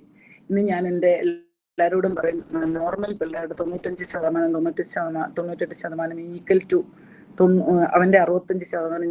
ഞാൻ ഏറ്റവും എൻ്റെ ജീവിതത്തിൽ സന്തോഷിച്ച ഒരു സമയമായിരുന്നു ഈ 65% മേടിച്ച് അവൻ പാസ് ഔട്ടായി. അങ്ങനെ പാസ് ഔട്ടായപ്പോൾ ഞങ്ങൾക്ക് എൻ്റെ ഹസ്ബൻഡിന് ഒരു ആഗ്രഹം അവനെ ഡൽഹി യൂണിവേഴ്സിറ്റി ചേർക്കണമെന്ന്. ബികോമിന് വിത്തൗട്ട് മാത്സുകാർക്ക് കോളേജിൽ അഡ്മിഷൻ കിട്ടാത്ത ഒരു സമയമാണ്. അപ്പം അവന് അഡ്മിഷൻ കിട്ടുകയില്ലെന്നും പറഞ്ഞ് ഞങ്ങളിരിക്കുക. ബികോം പാസ് കിട്ടും, ബികോം ഓണേഴ്സ് കിട്ടത്തില്ല വിത്തൗട്ട് മാത്സ്. അപ്പം അന്നത്തെ കോൺഗ്രസ് ഗവൺമെന്റ് റൂളും ഉണ്ടെന്നിട്ട് പറഞ്ഞു ബിരുദ കോഴ്സുകളെല്ലാം 4 വർഷമാക്കും, അതുകൊണ്ട് മാത്സ് ഇല്ലാത്ത പിള്ളേർക്കും അഡ്മിഷൻ കൊടുക്കാമെന്ന് പറഞ്ഞു. അങ്ങനെ അവനെ മാത്സ് ഇല്ലാതെ തന്നെ കോളേജിൽ അഡ്മിഷൻ കിട്ടുമെന്നൊരു സാഹചര്യം വന്നു. അപ്പം ഞാൻ ഇവന് മാത്സ് ഉള്ള സബ്ജക്റ്റ് എങ്ങനെ പഠിക്കൂ എന്നൊക്കെ ഞാൻ എൻ്റെ മനസ്സിലുണ്ട്. പക്ഷെ അവന് മാത്സിന്റെ അഡ്മിഷൻ കിട്ടി. സെക്കൻഡ് സെമസ്റ്ററിൽ മാത്സ് ഉള്ള സബ്ജക്റ്റിന് എല്ലാം അവൻ തോറ്റുപോയി. ഞാൻ പറഞ്ഞു കൊറിയയുടെ ബികോം പഠിത്തം ഇതോടുകൂടി അവസാനിച്ചെന്ന് പറഞ്ഞു. അങ്ങനെ ഇരിക്കുമ്പം ഇവന്റെ സെക്കൻഡ് സെമസ്റ്റർ ആയപ്പോഴത്തേക്ക് BJP ഗവൺമെന്റ്, കോൺഗ്രസ് ഗവൺമെന്റ് മാറി. അന്നാണ് BJP അധികാരത്തിലോട്ട് കയറി വരുന്ന സമയം വന്നപ്പോൾ BJP ഗവൺമെന്റ് പറഞ്ഞു തിരിച്ച് 3 വർഷത്തെ കോഴ്സ് കൊണ്ടുവരും, അതുകൊണ്ട് ഞങ്ങള് ഈ തോറ്റ പിള്ളേരെ എല്ലാം ജയിപ്പിച്ചു വിടുവാന്ന് യൂണിവേഴ്സിറ്റിയും പറഞ്ഞു. അങ്ങനെ അവൻ മറ്റുള്ള സബ്ജക്റ്റിന് മാർക്ക് ഉണ്ടായിരുന്നിട്ട് ഇവനെ ജയിപ്പിച്ചു വിട്ടു. അപ്പോഴും ഞാൻ ഓർത്ത് ഇവനെ എങ്ങനെ ബികോം പാസ്സാകും, എങ്ങനെ ബികോം പാസ്സാകും എന്നൊക്കെ എൻ്റെ മനസ്സിൽ കിടക്കുക. അപ്പം ആ നാളിൽ ഇവൻ സെക്കൻഡ് ഇയർ ആയപ്പോൾ ഇവന്റെ കോളേജിൽ ഇവന്റെ കൂടെ പഠിക്കുന്ന ഒരു ചെറുക്കൻ ഒരു പയ്യൻ ഒരു ആക്സിഡന്റ്, ഒരു ലക്നൌവിൽ നിന്നുള്ള ഒരു ചെറുക്കൻ, അവനൊരു ആക്സിഡന്റ് ആയിട്ട് നടുവിന് താഴോട്ട് തളർന്നു പോയപ്പോൾ അവൻ എന്നോട് അമ്മ എൻ്റെ ക്ലാസ്സിൽ പഠിക്കുന്ന ഒരു ചെറുക്കൻ ആക്സിഡന്റ് ആയി. അപ്പം ഞാൻ പറഞ്ഞിട്ട് ഞാനിവിടെ വരാം, ഞാനൊന്ന് കണ്ടിട്ട് വരാമെന്ന് പറഞ്ഞ് ഞാൻ ഇവന്റെ കൂട്ടത്തിൽ കാണാൻ പോയി. അങ്ങനെ കാണാനായിട്ട് ഞാൻ അവിടെ ചെന്ന് അവനോട് സംസാരിക്കുകയൊക്കെ ചെയ്ത് കഴിഞ്ഞപ്പം ഇങ്ങനെ ഭയങ്കര ഡിപ്രസ്ഡ് ആയിട്ടിരിക്കും. എനിക്കും അവനെ കണ്ടിട്ട് ഭയങ്കര സന്തോഷം. അവനെ school topper, first semester second ടോപ്പറും സ്റ്റേറ്റ് പ്ലെയറും ആയിരുന്നു ക്രിക്കറ്റ്. കാണാൻ ഒരു 6 അടി പൊക്കം, 6 അടി കൂടുതൽ പൊക്കമുള്ള ഒരു സ്മാർട്ട് ഒരു പയ്യൻ. കണ്ടാൽ നമ്മൾ ഒരിക്കലും സഹിക്കത്തില്ല. അതുപോലെ ഞാൻ ആ പയ്യനെ ഞാൻ അവിടെ വെച്ച് കണ്ടു. അങ്ങനെ സംസാരിച്ച് എൻ്റെ പേരൻസുമായിട്ടൊക്കെ സംസാരിച്ച്, അമ്മയുണ്ട് കൂട്ടത്തിൽ, അമ്മയും ഒരു സഹോദരനും ഉണ്ട്. അങ്ങനെ സംസാരിച്ചപ്പം ഞങ്ങൾ പറഞ്ഞു പരീക്ഷക്കാലം വരുമ്പം അപ്പം ഞങ്ങളുടെ കടയിൽ ഒരു ഗസ്റ്റ് റൂം ഉണ്ട്. അപ്പം ഞങ്ങൾ പറഞ്ഞു വേണമെങ്കിൽ നിങ്ങൾ അവിടെ വന്ന് താമസിച്ച് ഇവിടെ ഒന്നിച്ച് അതിലൊക്കെ പൊക്കോളൂ എന്ന് പറഞ്ഞു. അങ്ങനെ ഇവൻ ഞങ്ങളുടെ കടയിലോട്ട് ഇവന് ഇവിടുത്തെ റൂമിലോട്ട് ഇവനെ എടുത്തോണ്ട് റൂമിലോട്ട് കയറ്റുന്നതും ഇറക്കുന്നതും ഒക്കെ. അങ്ങനെ അവൻ ഇരുന്ന സമയത്ത് ഈ എൻ്റെ മോനെ അവന് പഠിപ്പിക്കും. അവന് ഈ ഹിയറിംഗ് എംപെയർഡ് പിള്ളേർക്കുള്ള ഒരു കുഴപ്പം എന്നാന്ന് ചോദിച്ചു കഴിഞ്ഞാൽ ക്ലാസ് ടീച്ചർ പറയുന്നത് വ്യക്തമായ രീതിയിൽ എപ്പോഴും മനസ്സിലാകത്തില്ല. ഇപ്പം ക്രച്ചസ് വെച്ച് നടക്കുന്ന ഒരാൾക്ക് നോർമൽ ആൾക്കാരെ പോലെ നടക്കാൻ പറ്റത്തില്ല എന്ന് പറഞ്ഞ പോലെ തന്നെ ഹിയറിംഗ് എയ്ഡ് വെച്ച് ഒരാൾക്ക് വ്യക്തിക്ക് നോർമലായിട്ട് നമ്മൾ സംസാരിക്കുന്നില്ല, അതുപോലെ ക്യാച്ച് ചെയ്യാൻ പറ്റത്തില്ല. വീട്ടിൽ ട്യൂഷനും ഒക്കെ കൊടുത്ത് അല്ലെങ്കിൽ ഒരാൾ അതുപോലെ എല്ലാം പറഞ്ഞു കൊടുത്താലല്ലേ, അതുപോലെ നല്ല വായിക്കുക ഹാർഡ് വർക്ക് ചെയ്യുന്നവരൊക്കെ അങ്ങ് കയറിപ്പോവും. അപ്പൊ ഇവനിങ്ങനെ ആൺപിള്ളേരല്ല, അവനിങ്ങനെ ഇതായിരുന്നു. അപ്പൊ അങ്ങനെ അവന് ബികോമിന് കയറി കഴിഞ്ഞ് ഈ പയ്യന് ഒരു മാസം പരീക്ഷ ആവാൻ വീട്ടിൽ വന്ന് നിൽക്കുമ്പോൾ ഇവനെല്ലാം പറഞ്ഞു കൊടുക്കും. അല്ലാതെ ഇവന് ട്യൂഷനും ഉണ്ടായിരുന്നു. അങ്ങനെ ഇതെല്ലാം പോയി ഈ പഠിപ്പിച്ചു. ഇവനെ സഹായിക്കാനായിട്ട് ദൈവം വിട്ടു. അപ്പം ഞാൻ പറഞ്ഞു വന്നത്, ഇവൻ കുഞ്ഞായിരുന്നു, ഇപ്പോഴും തലേ കൈവച്ച് ഞാൻ കർത്താവ് ശാമൂലിനെ പോലെ ഇവന് ബുദ്ധി കൊടുക്കണം, ദൈവത്തെ അറിയുന്നവനാണ്, ദൈവത്തിന് വേണ്ടി ജീവിക്കുന്നവനാണ്. അപ്പൊ എൻ്റെ ഒരു ആന്റി പറഞ്ഞു തന്നായിരുന്നു, ഇങ്ങനെ നീ പാല് കൊടുക്കുമ്പോഴൊക്കെ ഇങ്ങനെ പ്രാർത്ഥിക്കണമെന്ന് പറഞ്ഞു തന്നാൽ ഞാൻ ഇപ്പോഴും തലയിൽ ഇങ്ങനെ കൈവച്ച് പ്രാർത്ഥിക്കും. പിന്നെ ഞങ്ങളും വൈകിട്ട് സന്ധ്യാപ്രാർത്ഥന കഴിഞ്ഞ് 2 മക്കളുടെ തലയിലും കൈ വെച്ച് പ്രാർത്ഥിക്കും. ഞാൻ നിങ്ങളോടൊക്കെ പറയാനും പിള്ളേരെ കുറിച്ചൊക്കെ വിഷമിക്കുന്നവരും ഇതൊക്കെ ഉള്ളവര് പിള്ളേരെ ഉറങ്ങിക്കിടക്കുമ്പോഴൊക്കെ പോയി ഒന്ന് തലയെ കൈവച്ച് പ്രാർത്ഥിക്കണം. ഈ ഗ്രൂപ്പിൽ കുഞ്ഞുമക്കളുള്ളവരും വലിയവരുടെ ആണെങ്കിലും വേണ്ടിയില്ല, അവരറിയാതാണെങ്കിലും ഇടയ്ക്ക് ഒന്ന് തലയിലൊക്കെ ഒന്ന് കൈവച്ച് പ്രാർത്ഥിക്കണം. അപ്പം ഞാൻ എപ്പോഴും പ്രാർത്ഥിക്കുമ്പോൾ എനിക്ക് തുടക്കത്തിൽ ഒരു ആന്റി പറഞ്ഞു തന്നതും പ്രകാരം ഞാൻ അങ്ങ് പ്രാർത്ഥിക്കും, ശാമുലിനെ പോലെ ബുദ്ധി കൊടുക്കണം. അന്ന് ഞാൻ ഈ വലിയ ബൈബിൾ നോളജ് ഒന്നും ഇല്ലെങ്കിലും ഞാൻ അതങ്ങ് കണ്ടിന്യൂ ചെയ്തുകൊണ്ടിരിക്കും. ഞാൻ പറഞ്ഞു വന്നത്, ഈ പറഞ്ഞ പയ്യൻ അവന് പേര് ശാമുവേൽ എന്നായിരുന്നു. ഈ ആക്സിഡന്റ് ആയിട്ട് വന്ന കുറിയായുടെ കൂട്ടത്തിൽ ഞങ്ങളുടെ വീട്ടിൽ താമസിച്ച് കുറിയായുടെ ക്ലാസ്സിൽ പഠിച്ച് ഈ പയ്യന്റെ പേര് ശാമുവേൽ എന്നായിരുന്നു. കുറിയായ്ക്ക് ബുദ്ധിമുട്ട് വന്നപ്പോൾ ശാമുലിനെ പോലെ ബുദ്ധി കൊടുക്കണമെന്ന് പറഞ്ഞപ്പോൾ ദൈവ സ്വർഗത്തിൽ നിന്ന് അല്ല, ലക്നൌവിൽ നിന്ന് ശാമുൽ എന്നൊരു പയ്യനെ അവന്റെ സഹായത്തിന് വേണ്ടി അയക്കുന്നു. അവൻ ബികോം നല്ല രീതിയിൽ കുറിയ അങ്ങനെ പാസ്സായി. അപ്പം ഇവന് സ്കൂളിലൊക്കെ പഠിക്കുമ്പോൾ ഞാൻ പറയാം, 10ാം ക്ലാസ് പാസ്സാകാൻ മതി, 12ാം ക്ലാസ് 10 കഴിഞ്ഞപ്പോൾ ഞാൻ 12 പാസ്സാകുക. ഡിഗ്രി ആയപ്പോൾ ഞാൻ അവനോട് ചേട്ടാ നീ ഡിഗ്രി പാസ്സാക്കണമെന്ന് പറഞ്ഞു. അങ്ങനെ ഡിഗ്രി കഴിഞ്ഞപ്പോൾ ചോദിച്ചമ്മ, എല്ലാരും പറഞ്ഞു എടാ ഡിഗ്രി PG ഒന്നും ഇല്ലെങ്കിൽ ഒരു ജോലി ഒന്നും കിട്ടത്തില്ല എന്ന് പറഞ്ഞു. അങ്ങനെ അല്ല, പെണ്ണിനെ കിട്ടത്തില്ല. അപ്പം 18 വയസ്സായപ്പോൾ ഞാൻ പ്രാർത്ഥിക്കാൻ തുടങ്ങി, ദൈവമേ ഇവനൊരു പെണ്ണിനെ കിട്ടണം. നോർമലായിട്ടുള്ള പിള്ളേർക്ക് ഇന്നത്തെ കാലത്ത് പെൺകുട്ടികളെ കിട്ടാൻ പ്രയാസമുള്ളപ്പോൾ ഇവന് ഇവിടെ നിന്ന് ഒരു പെണ്ണിനെ കിട്ടുമെന്നൊക്കെ എനിക്കൊരു ആദ്യം ഉണ്ടായിരുന്നു. അപ്പം ഞാൻ 18 വയസ്സായപ്പം പതുക്കെ പ്രാർത്ഥിക്കാൻ തുടങ്ങി, കർത്താവ് ഇവനൊരു പെണ്ണിനെ, നല്ലൊരു പെണ്ണിനെ നീ ഒരുക്കിക്കോണമെന്നൊക്കെ ഞാനിങ്ങനെ എപ്പോഴും പ്രാർത്ഥിക്കും. അപ്പൊ എൻ്റെ മമ്മിയൊക്കെ എന്നെ കളിയാക്കുമായിരുന്നു, എടി ഇങ്ങനൊന്നും പറയല്ലേ, നീ പ്രാർത്ഥിക്കൊന്നും പ്രാർത്ഥിക്കണ്ട. ഞാനങ്ങ് പ്രാർത്ഥിക്കും. അങ്ങനെ അവന് PG കഴിഞ്ഞ് 23 വയസ്സായപ്പം ഞാൻ ഓരോരുത്തരോടൊക്കെ ഇങ്ങനെ പറയാൻ തുടങ്ങി, കുഞ്ഞിന് ഒരു കല്യാണം, ഒരു പെണ്ണ് വേണം. അപ്പം ഞാനും ബിസിനസ്സൊക്കെ ചെയ്ത് ഒരിച്ചിരി ഇതായിട്ടിരിക്കാൻ, ഞാനൊരു പെൺകൊച്ചു വന്നു കഴിഞ്ഞാൽ എനിക്കും ഒരു സഹായമൊക്കെ ഉണ്ടല്ലോ. അപ്പം ഈ ഒരു അവൻ ആദ്യം ഒരു കല്യാണം വന്നു, അതൊന്ന് മാറിപ്പോയി. 23 വയസ്സ് മാറിപ്പോയി. രണ്ടാമതൊരു കല്യാണം, അങ്ങനെ രണ്ടാമത്തെ കല്യാണം വന്നു. അവർക്ക് അങ്ങോട്ടും ഇങ്ങോട്ടും എല്ലാം ഇഷ്ടപ്പെട്ടു. 24ാമത്തെ വയസ്സിൽ അവന്റെ കല്യാണം കഴിയുക എന്ന് പറഞ്ഞാൽ, പഠിത്തം കഴിഞ്ഞ ഉടനെ ഓൾമോസ്റ്റ് അവന്റെ കല്യാണം കഴിഞ്ഞു. ഞാൻ ഇപ്പോഴും പറയും, നമ്മൾ എല്ലാം ദൈവത്തോട് മുന്നമേ ഓർത്തോർത്ത് ചോദിച്ചൊക്കെ മേടിച്ചു കഴിഞ്ഞാൽ കല്യാണം എന്തായാലും, ജോലിയായാലും കല്യാണമായാലും വീടായാലും എല്ലാം നമ്മൾ നേരത്തെയൊക്കെ ചോദിക്കാൻ തുടങ്ങിക്കഴിഞ്ഞാൽ എനിക്ക് തോന്നുന്നു നേരത്തെ സ്വർഗത്തിൽ അവിടെയും ക്യൂ ആയിരിക്കും. നേരത്തെ നമ്മുടെ പ്രാർത്ഥനയൊക്കെ അവിടെ ഇതായിട്ടിരിക്കും എന്തോ. എനിവേ അങ്ങനെ 24ാമത്തെ വയസ്സിൽ അവന്റെ കല്യാണം കഴിഞ്ഞു. അവന് ആ സമയത്ത് സ്റ്റാഫ് സെലക്ഷൻ്റെ എക്സാം എഴുതിയിട്ടുണ്ടായിരുന്നു. റിസൾട്ട് വന്നപ്പോൾ അവന് ചെന്നൈയിൽ കസ്റ്റംസിൽ തന്നെ ഒരു പോസ്റ്റിംഗ് വന്നു. പക്ഷെ ചെന്നൈയിലായ കാരണം ഞങ്ങൾക്ക് ഭയങ്കര കൺഫ്യൂസ്ഡ് ആയിട്ട് ഞങ്ങൾ ആ പോസ്റ്റിംഗ് എടുത്തില്ല. അങ്ങനെ ആ ജോലി എടുത്തില്ല. ഇനി 40 വയസ്സ് വരെ പരീക്ഷ എഴുതാൻ ഇനിയിപ്പം എഴുതണമെന്ന് പറഞ്ഞിരിക്കുക. ഇന്നിപ്പം അവന് 31 വയസ്സായി. ഞാനിപ്പോഴും പ്രാർത്ഥിക്കുന്ന ഒരു കാര്യം ഉണ്ടായിരുന്നു, രൂത്തിൻ്റെയും നവോമിയും പോലെ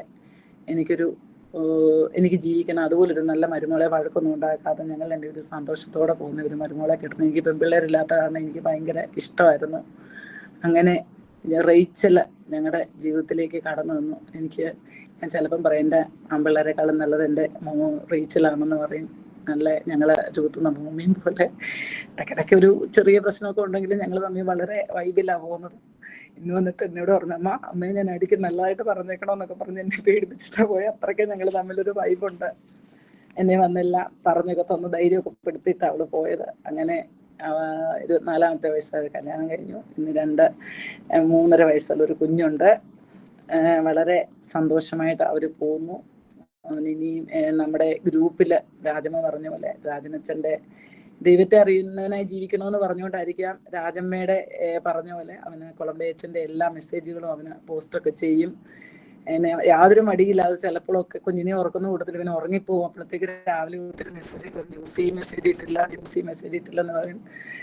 അപ്പം അവൻ രാവിലെ എങ്ങനെയായാലും എപ്പോഴേലും ഒക്കെ ഇടും, മെസ്സേജ് ഇടുന്നുണ്ട്. റെഗുലർ അല്ലെങ്കിലും ദൈവം സഹായിച്ച് അവന് ഇടുന്നുണ്ട്. അങ്ങനെ ഞാൻ നിന്നിലുള്ള മനുഷ്യൻ ഭാഗ്യവാൻ എന്ന് പറഞ്ഞ പോലെ എൻ്റെ ബലം ഇന്നും എൻ്റെ കർത്താവിലായിരുന്നു. യവനകാലത്ത് എൻ്റെ സിസ്റ്റാറിനെ അറിഞ്ഞ് ഇന്ന് ഈ വാർദ്ധക്യത്തിലോട്ട് പ്രവേശിക്കുന്ന ഈ സമയത്തും എനിക്ക് ദൈവത്തിനെ സാക്ഷ്യപ്പെടുത്തിക്കൊണ്ട് എനിക്ക് മുന്നേ നിൽക്കാൻ ഇന്ന് ഈ ഗ്രൂപ്പിനോടൊരു സാക്ഷ്യം പറയാനായിട്ട് ഇടയായി. സത്യം പറഞ്ഞു കഴിഞ്ഞാൽ ഈ സാക്ഷ്യമൊക്കെ ഒന്ന് നേരത്തെ പറയണം വലിയ ആഗ്രഹം ഉണ്ടായിരുന്നു. എനിക്ക് ഒരിക്കലും ധൈര്യം ഉണ്ടായിരുന്നില്ല. 2 വർഷം മുമ്പ് ഞാൻ കർത്താവിനോട് പറഞ്ഞു, കർത്താവ് ഞാൻ ഈ ബിസിനസ് ചെയ്തൊക്കെ മടുത്തു, ഇനിയും എനിക്ക് എന്തെങ്കിലും ഒരു ദൈവം ഇനി എനിക്കൊരു മേഖല തരണം. ആക്ച്വലി ഞങ്ങൾ താമസിക്കുന്ന ഡൽഹിയിലെ എല്ലാ സ്ഥലത്തും പ്രയർ മീറ്റിങ്ങുകളൊക്കെ ഉണ്ട്. ഞങ്ങൾ താമസിക്കുന്നത് ഒരു പ്രയർ മീറ്റിങ്ങില്ല. അപ്പം ഞാനൊക്കെ ഒരു ഓൺലൈൻ പ്രയർ മീറ്റിംഗ് ഉണ്ടായിരുന്നെങ്കിൽ വളരെ നല്ലതായിരുന്നല്ലോ എന്നൊക്കെ ഞാനിങ്ങനെ ഇരുന്ന് ആലോചിക്കുമായിരുന്നു. അങ്ങനെ ഞാനിപ്പോഴും പ്രാർത്ഥിക്കും. അപ്പം ഞാനൊരു ധ്യാനിപ്പിക്കുന്ന ഒരു അച്ഛനുണ്ട്, അച്ഛൻ്റെ അടുത്ത് ഞാൻ ചെന്ന് പറഞ്ഞു. അപ്പം അച്ഛൻ പറഞ്ഞു, നീ എന്നാ, ഞാൻ പറഞ്ഞ അച്ഛൻ എനിക്ക് എന്തെങ്കിലുമൊക്കെ ചെയ്യണം, കർത്താവിന് വേണ്ടി ചെയ്യണമെന്ന്. അപ്പം അച്ഛൻ എന്നോട് കളിയാക്കി പറഞ്ഞു, നീ എന്നാ ഇവിടെ വന്നിരിക്കും, ഞാൻ പോയി നിന്റെ ബിസിനസ് ഒക്കെ ചെയ്യാൻ ആൾക്കാരെ ധ്യാനിപ്പിക്കുകയും. ഒരു കുറ്റിക്കൽ അച്ഛനെന്ന് ആകാശപറവയുടെ ഒരു അച്ഛനായിരുന്നു. അച്ഛൻ മരിച്ചുപോയി. അച്ഛൻ എന്നോട് പറഞ്ഞു, നീ എന്നാ ഞാൻ നിന്റെ ബിസിനസ് ഒക്കെ ചെയ്യാം, നിങ്ങളൊക്കെ ചെയ്താലല്ല ഞങ്ങൾക്ക് ഇച്ചിരി പൈസ ഒക്കെ കിട്ടത്തുള്ളൂ, അതുകൊണ്ട് ദൈവം നിന്നെ ഏൽപ്പിച്ച ജോലി നീ സന്തോഷമായിട്ട് ചെയ്യാൻ എന്നോട് പറഞ്ഞു. അച്ഛൻ എന്നെ ശരിക്കും പറഞ്ഞാൽ വഴക്ക് പറഞ്ഞു വിടുമായിരുന്നു. പിന്നെ ഞാൻ അതിനെക്കുറിച്ച് അധികം ഒന്നും ചിന്തിച്ചില്ല. വീണ്ടും ഞാൻ പ്രാർത്ഥിച്ചു. അപ്പം ഈ PG വർഗീസ് എന്ന് പറഞ്ഞ അങ്കിളിന്റെ ആന്റി ലില്ലി ആന്റി ഞാനുമായിട്ട് എനിക്കൊരു മെന്റർ പോലെ അമ്മയുടെ സ്ഥാനത്താണ്. അപ്പം ലില്ലി ആന്റിയോട് ഞാൻ ഇങ്ങനെ പറയാം, ലില്ലി ആന്റി എവിടെയെങ്കിലും പോകുമ്പോൾ എന്നെ കൂടെ കൊണ്ടുപോകണം. അവര് ഇവാഞ്ചലിസ്റ്റാ, ഇച്ചിരി ബെന്തിക്കോസാ, പക്ഷെ 33 വർഷമായിട്ട് ഞാൻ അവർ പരിചയമുണ്ട്. എന്നോട് ഇന്ന് വരെ അവർ ബെന്തിക്കോസ് വരണമെന്ന് അവരെന്നോട് പറഞ്ഞിട്ടില്ല. ഞാനൊട്ട് പോയിട്ടുമില്ല. മാതാവില്ലാത്തടത്തും കുർബാന ഇല്ലാത്തടത്തും പോകത്തില്ല. മൾട്ടി വിറ്റാമിൻ എടുക്കുന്ന പോലെ അല്ലെ നമ്മളെ ഒരു നല്ലൊരു റിലേഷൻ ഒരു അമ്മയുടെ സ്ഥാനത്തൊന്നും എനിക്ക് ഉപദേശം പറഞ്ഞു തന്ന ഒരു അങ്കിളും ആന്റിയാണ് അവര്. അപ്പം ഞാനിങ്ങനെ പറയും, ലില്ലി ആന്റി എവിടെയെങ്കിലും പോകുമ്പോൾ ഞാൻ ഇനി എന്തെങ്കിലും ഒരു പ്രവർത്തനത്തിന് ഞാൻ ലില്ലി ആന്റിയുടെ കൂട്ടത്തിലൊക്കെ വരുന്നുണ്ടെന്നൊക്കെ ഞാനിങ്ങനെ പറയും. അപ്പം ഞാൻ ഇടയ്ക്കിടയ്ക്ക് കർത്താവിനോട് പറയും, കർത്താവേ എനിക്കൊരു മേഖല തരണം, കർത്താവേ ഒരു മേഖല തരണമെന്നൊക്കെ പറഞ്ഞു. അങ്ങനെ കഴിഞ്ഞ വർഷം ഞാൻ പറഞ്ഞു, ഞാൻ ബിസിനസ് ഇട്ടിട്ടാണെങ്കിലും കർത്താവേ ഞാൻ നിന്റെ പുറകെ വരാമെന്ന് പറഞ്ഞു. അങ്ങനെ 2019 ഞാൻ ഒരു Bible Ephphatha Bible reading group എന്ന് പറഞ്ഞൊരു ഗ്രൂപ്പിൻ്റെ കൂട്ടത്തിൽ ഞാൻ ബൈബിൾ വായിക്കുന്നുണ്ടായിരുന്നു. കഴിഞ്ഞ വർഷം ഒരു വർഷം ഞാൻ ഇടയ്ക്ക് വായിച്ചില്ല. കഴിഞ്ഞ വർഷം വീണ്ടും ഞാൻ വായിക്കാൻ തുടങ്ങി. അങ്ങനെ വായിക്കാൻ തുടങ്ങി ഒക്ടോബർ 1 അവരുടെ തുടങ്ങുന്നത്. അങ്ങനെ വായിക്കാൻ തുടങ്ങിയപ്പോഴത്തേക്ക് എനിക്ക് ഇത് തോന്നി, പള്ളിയിലെ കുറച്ചുപേർ കൂടി ഒന്ന് വായിച്ചാലോ എന്നൊരു ആഗ്രഹം എൻ്റെ മനസ്സിൽ തോന്നി.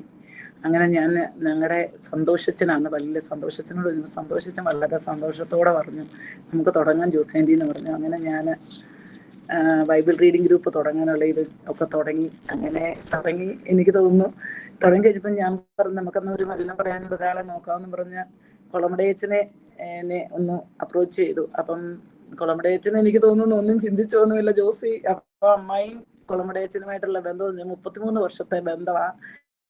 ഞാൻ ഇവിടെ കല്യാണം കഴിഞ്ഞ് വരുമ്പോൾ അമ്മായിയും അച്ഛനും ഉണ്ട്. അന്നത്തെ അമ്മായി ഞാനുമായിട്ട് വളരെ ഹൃദയബന്ധമുള്ള ആളാണ്. അപ്പം അമ്മായിയോട് ഇങ്ങനെ പറഞ്ഞു, അച്ഛനോട് പറഞ്ഞു, അച്ഛൻ അതിനെ ജോസി തന്നേക്കാം.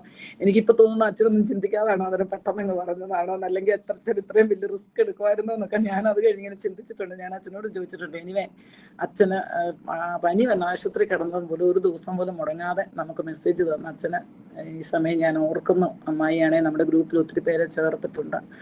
അങ്ങനെ ഇമ്മാനുവൽ ബൈബിൾ റീഡിംഗ് ഗ്രൂപ്പും സെന്റ് മേരീസ് ബൈബിൾ റീഡിംഗ് ഗ്രൂപ്പും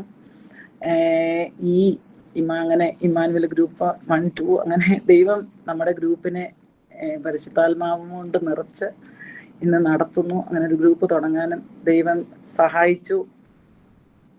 ഞാൻ പറഞ്ഞു, ബലം നിന്നിലുള്ള മനുഷ്യൻ ഭാഗ്യവാൻ എന്ന് പറഞ്ഞു. എൻ്റെ ബലം എന്നും കർത്താവിലായിരുന്നു. ശക്തനായവൻ മുഖാന്തരം സകലത്തിന് മതിയായവന്. ഇതിനിടയ്ക്ക് ഒത്തിരി പ്രശ്നങ്ങളൊക്കെ വന്നപ്പോഴും ഒക്കെ ദൈവത്തിൻ്റെ ഒരു ബലവും കരുതലും ഒക്കെ കൂട്ടത്തിലുണ്ടായിരുന്നു. അതുകൊണ്ട് എല്ലാം ഓവർകം ചെയ്ത് എനിക്ക് ഇവിടം വരെ വരാൻ സാധിച്ചു. ഞാൻ ഇങ്ങനൊരു സാക്ഷ്യമൊന്നും പറയാനുള്ള കഴിവൊന്നും ഇല്ലായിരുന്നു. ഞാൻ പറഞ്ഞില്ലേ, മോളിപ്പോൾ എന്നോട് അമ്മ മര്യാദയ്ക്ക് പറഞ്ഞു, അമ്മ ഇടിക്കുക, അമ്മയ്ക്ക് എല്ലാം പറയാൻ പറ്റും. എല്ലാവരും ഇന്ന് ആദ്യമേ എന്നെ കളിയാക്കി പറഞ്ഞു, ജോസിയുടെ സിനിമയിൽ നിന്ന് ഇറങ്ങുമെന്ന് എന്നെ കളിയാക്കിയിട്ടാണ് പോയത്. എനിക്കൊരു ധൈര്യമില്ല. നിങ്ങളുടെയൊക്കെ പ്രാർത്ഥന കൊണ്ടായിരിക്കും ഇത്രയെങ്കിലും പറയാൻ എനിക്ക് കഴിഞ്ഞത്, അല്ലാതെ എൻ്റെ കഴിവോ മിടുക്കോ ഒന്നുമല്ല. അപ്പം ഞാൻ പറഞ്ഞത്, കുഞ്ഞുങ്ങൾക്ക് പ്രോബ്ലം ഉണ്ടെങ്കിൽ, നമുക്ക് വീടില്ലെങ്കിൽ, ഫിനാൻഷ്യൽ പ്രോബ്ലം ഉണ്ടെങ്കിൽ, എന്ത് പ്രശ്നം ഉണ്ടെങ്കിലും നമ്മൾ വിശ്വസ്തയോടെ ദൈവത്തെ സേവിച്ചു കഴിഞ്ഞാൽ ദൈവം നമ്മളെ എടുത്തുപയോഗിക്കും. ദൈവത്തിന് വിളവധികം വേലക്കാർ ചുരുക്കം. ദൈവത്തിന് നമ്മളെപ്പോലുള്ള ആൾക്കാരെ ആവശ്യമുണ്ടെന്നുള്ളൊരു ഓർമ്മ ഇപ്പോഴും വേണം. പാട്ടുകാരൻ പറയുന്നത്, നിന്റെ പേരിൽ ഞങ്ങൾ ചെയ്യും വേലകൾ തിരുനാമ മഹത്വത്തിനായി തീരാൻ നമ്മൾക്ക് പ്രാർത്ഥിക്കാം. അപ്പം ആരും വീട്ടിൽ, ഞാൻ എൻ്റെ കൊച്ചിന് ഹിയറിംഗ് എംപേർഡായിരുന്നു, രണ്ടാമത്തെ മോന് ഡൗൺ സിൻഡ്രോം ആയിരുന്നു. റേച്ചലിനോട് ഞാൻ ഇടയ്ക്ക് ചോദിക്കും, നിനക്ക് അച്ചാച്ചന് പ്രോബ്ലം ഉള്ളതുകൊണ്ട് കുഴപ്പമുണ്ട്? റേച്ചൽ ഇപ്പോഴും എന്നോട് പറയും, അമ്മ എനിക്ക് ഒരു കുഴപ്പവും ഇല്ല അമ്മ എന്ന് പറയും. അപ്പം മക്കളെ കല്യാണം കഴിക്കാനായിട്ട് മക്കൾക്ക് പെൺപിള്ളേരെ കിട്ടുന്നില്ല, പെൺപിള്ളേർക്ക് ആൺപിള്ളേരെ കിട്ടുന്നില്ല. അതൊക്കെ നമ്മൾ കർത്താവിൻ്റെ മുന്നേ പോയിരുന്ന കുറച്ചൊക്കെ പിടിച്ച് മേടിച്ചുകൊണ്ട് കുഴപ്പമൊന്നും ഉണ്ടോ എന്ന് എനിക്ക് തോന്നുന്നില്ല. നമ്മൾ മനുഷ്യരല്ലേ, നമുക്ക് ഇതൊക്കെ വരും. കർത്താവിനോടല്ലാതെ വേറെ ആരോടാ നമ്മൾ ഇതൊക്കെ ചോദിക്കുന്നത്? നമുക്ക് വേറെ ഒരു മോനൊരു കല്യാണം വേണമെങ്കിലോ ഒരു ജോലി വേണമെങ്കിലോ അല്ലെ ഇതൊക്കെ വേണമെങ്കിൽ നമുക്കിപ്പം വീട്ടുകാരോടൊക്കെ പറഞ്ഞാൽ നടക്കും. അത് കർത്താവിനോട് മാത്രം പറഞ്ഞാലല്ല നടക്കത്തുള്ളൂ. അപ്പം പോയി കുറച്ചൊക്കെ നമുക്ക് കരഞ്ഞ് ചോദിക്കണം. പിന്നെ ഞാനിപ്പം ഗ്രൂപ്പ് തുടങ്ങുമ്പോഴും എല്ലാ കാര്യത്തിലും ഞാൻ ദൈവത്തോട് ഇങ്ങനെ ഇപ്പോഴും സംസാരിക്കുന്ന ഒരു സ്വഭാവമുണ്ട്. അപ്പം ഇപ്പം ഗ്രൂപ്പ് തുടങ്ങിയാണ് എന്തെങ്കിലും സംശയം വരുമ്പോൾ ഞാൻ പറയും, കർത്താവ് ഈ ഗ്രൂപ്പിന്റെ മേലെ ദൃഷ്ടി വെച്ച് ആലോചന പറഞ്ഞു തരണം. അപ്പം എന്ത് ചെറിയ കാര്യമാണ്, ഞാൻ കടയിലൊക്കെ ചെല്ലുമ്പോൾ എനിക്ക് ഭയങ്കര കൺഫ്യൂഷൻ. ചിലപ്പോൾ സാരിയൊക്കെ ഉണ്ടാക്കും, ഞാൻ പറഞ്ഞു കർത്താവെ മാച്ചിങ് കിട്ടുന്നില്ലല്ലോ എന്ന് പറയുമ്പോൾ ഞാൻ പറഞ്ഞു കർത്താവെ ബുദ്ധി പറഞ്ഞതാ, പരിശുദ്ധാത്മാവെ ബുദ്ധി പറഞ്ഞ. ഞങ്ങളുടെ കടയിൽ അങ്ങനെ മെഴുകുതിരി കത്തിയിലും അങ്ങനത്തെ ഒന്നുമില്ല. ഞാൻ കടയിലോട്ട് കയറുമ്പോൾ പറയും, കർത്താവെ എനിക്ക് കഴിവില്ല, കൃപയാണ്, ബലമല്ല, ദയയാണ്. അപ്പൊ അതും പറഞ്ഞുകൊണ്ട് ഞാൻ കയറും. നിന്റെ പരിശുദ്ധാത്മാവിനെ തന്നെ നിന്റെ രക്തത്തിൽ പൊതിയണം എന്നൊക്കെ പറഞ്ഞുകൊണ്ടാണ് ഞാൻ കടയിലോട്ട് ചെല്ലുന്നത്. അല്ലാതെ എനിക്ക് ഇന്നും ഒരു കഴിവും ഇല്ല. ഞാൻ പറഞ്ഞില്ല, എനിക്കൊരു പ്രൊഫഷണൽ ക്വാളിഫിക്കേഷൻ ഒന്നും ഇല്ലായിരുന്നു. മലയാളത്തിൽ എക്കണോമിക്സ് പഠിച്ച് പാസ്സായ ആളാണ് ഞാൻ. മോന്റെ ഇതില് ഞാൻ പോയി സ്പോക്കൺ ഇംഗ്ലീഷ് കോഴ്സിനൊക്കെ ചേർന്നു. എന്നിട്ടും അത്രയൊന്നും പറയാൻ മേലാത്ത, അത്യാവശ്യം ഗ്രാമർ ഒന്നും ഇല്ലാതാണെങ്കിലും ഇംഗ്ലീഷൊക്കെ പഠിപ്പിച്ച് ഇന്ന് അത്യാവശ്യമൊക്കെ ഇംഗ്ലീഷ് സംസാരിക്കും. അങ്ങനെ ദൈവം നിറവും മണവും ഒന്നും ഇല്ലാത്ത ജോസിയെ, വെച്ചുച്ചിറ എന്ന ഗ്രാമത്തിൽ കിടന്ന ജോസിയെ ഡൽഹി കൊണ്ടുവന്ന് ഒരു എൻ്റെ അതിരുകളെ, എബീസിന്റെ പ്രാർത്ഥന പോലെ എൻ്റെ അതിരുകളെ വിശാലമാക്കി തന്ന ഒരു ദൈവമാണ് എന്നെ ഇത്രത്തോളം നടത്തി. ഇന്ന് ഗ്രൂപ്പിന്റെ മുന്നിൽ ഞാൻ ആദ്യമായിട്ടൊരു സാക്ഷ്യം പറഞ്ഞത്. എന്തെങ്കിലും കുറവുകളൊക്കെ ഉണ്ടെങ്കിൽ നിങ്ങൾ ക്ഷമിക്കണം. പക്ഷെ ഞാൻ ഇത്രയും പോലും പറയുമെന്ന് ഓർത്തില്ല. നിങ്ങളുടെയൊക്കെ സപ്പോർട്ടും നിങ്ങളുടെയൊക്കെ പ്രാർത്ഥന കൊണ്ട് ഞാനിതൊക്കെ അവസാനിപ്പിക്കുകയാണ്. ദൈവം നിങ്ങളെ യേശുവേ നന്ദി, യേശുവേ സ്തോത്രം.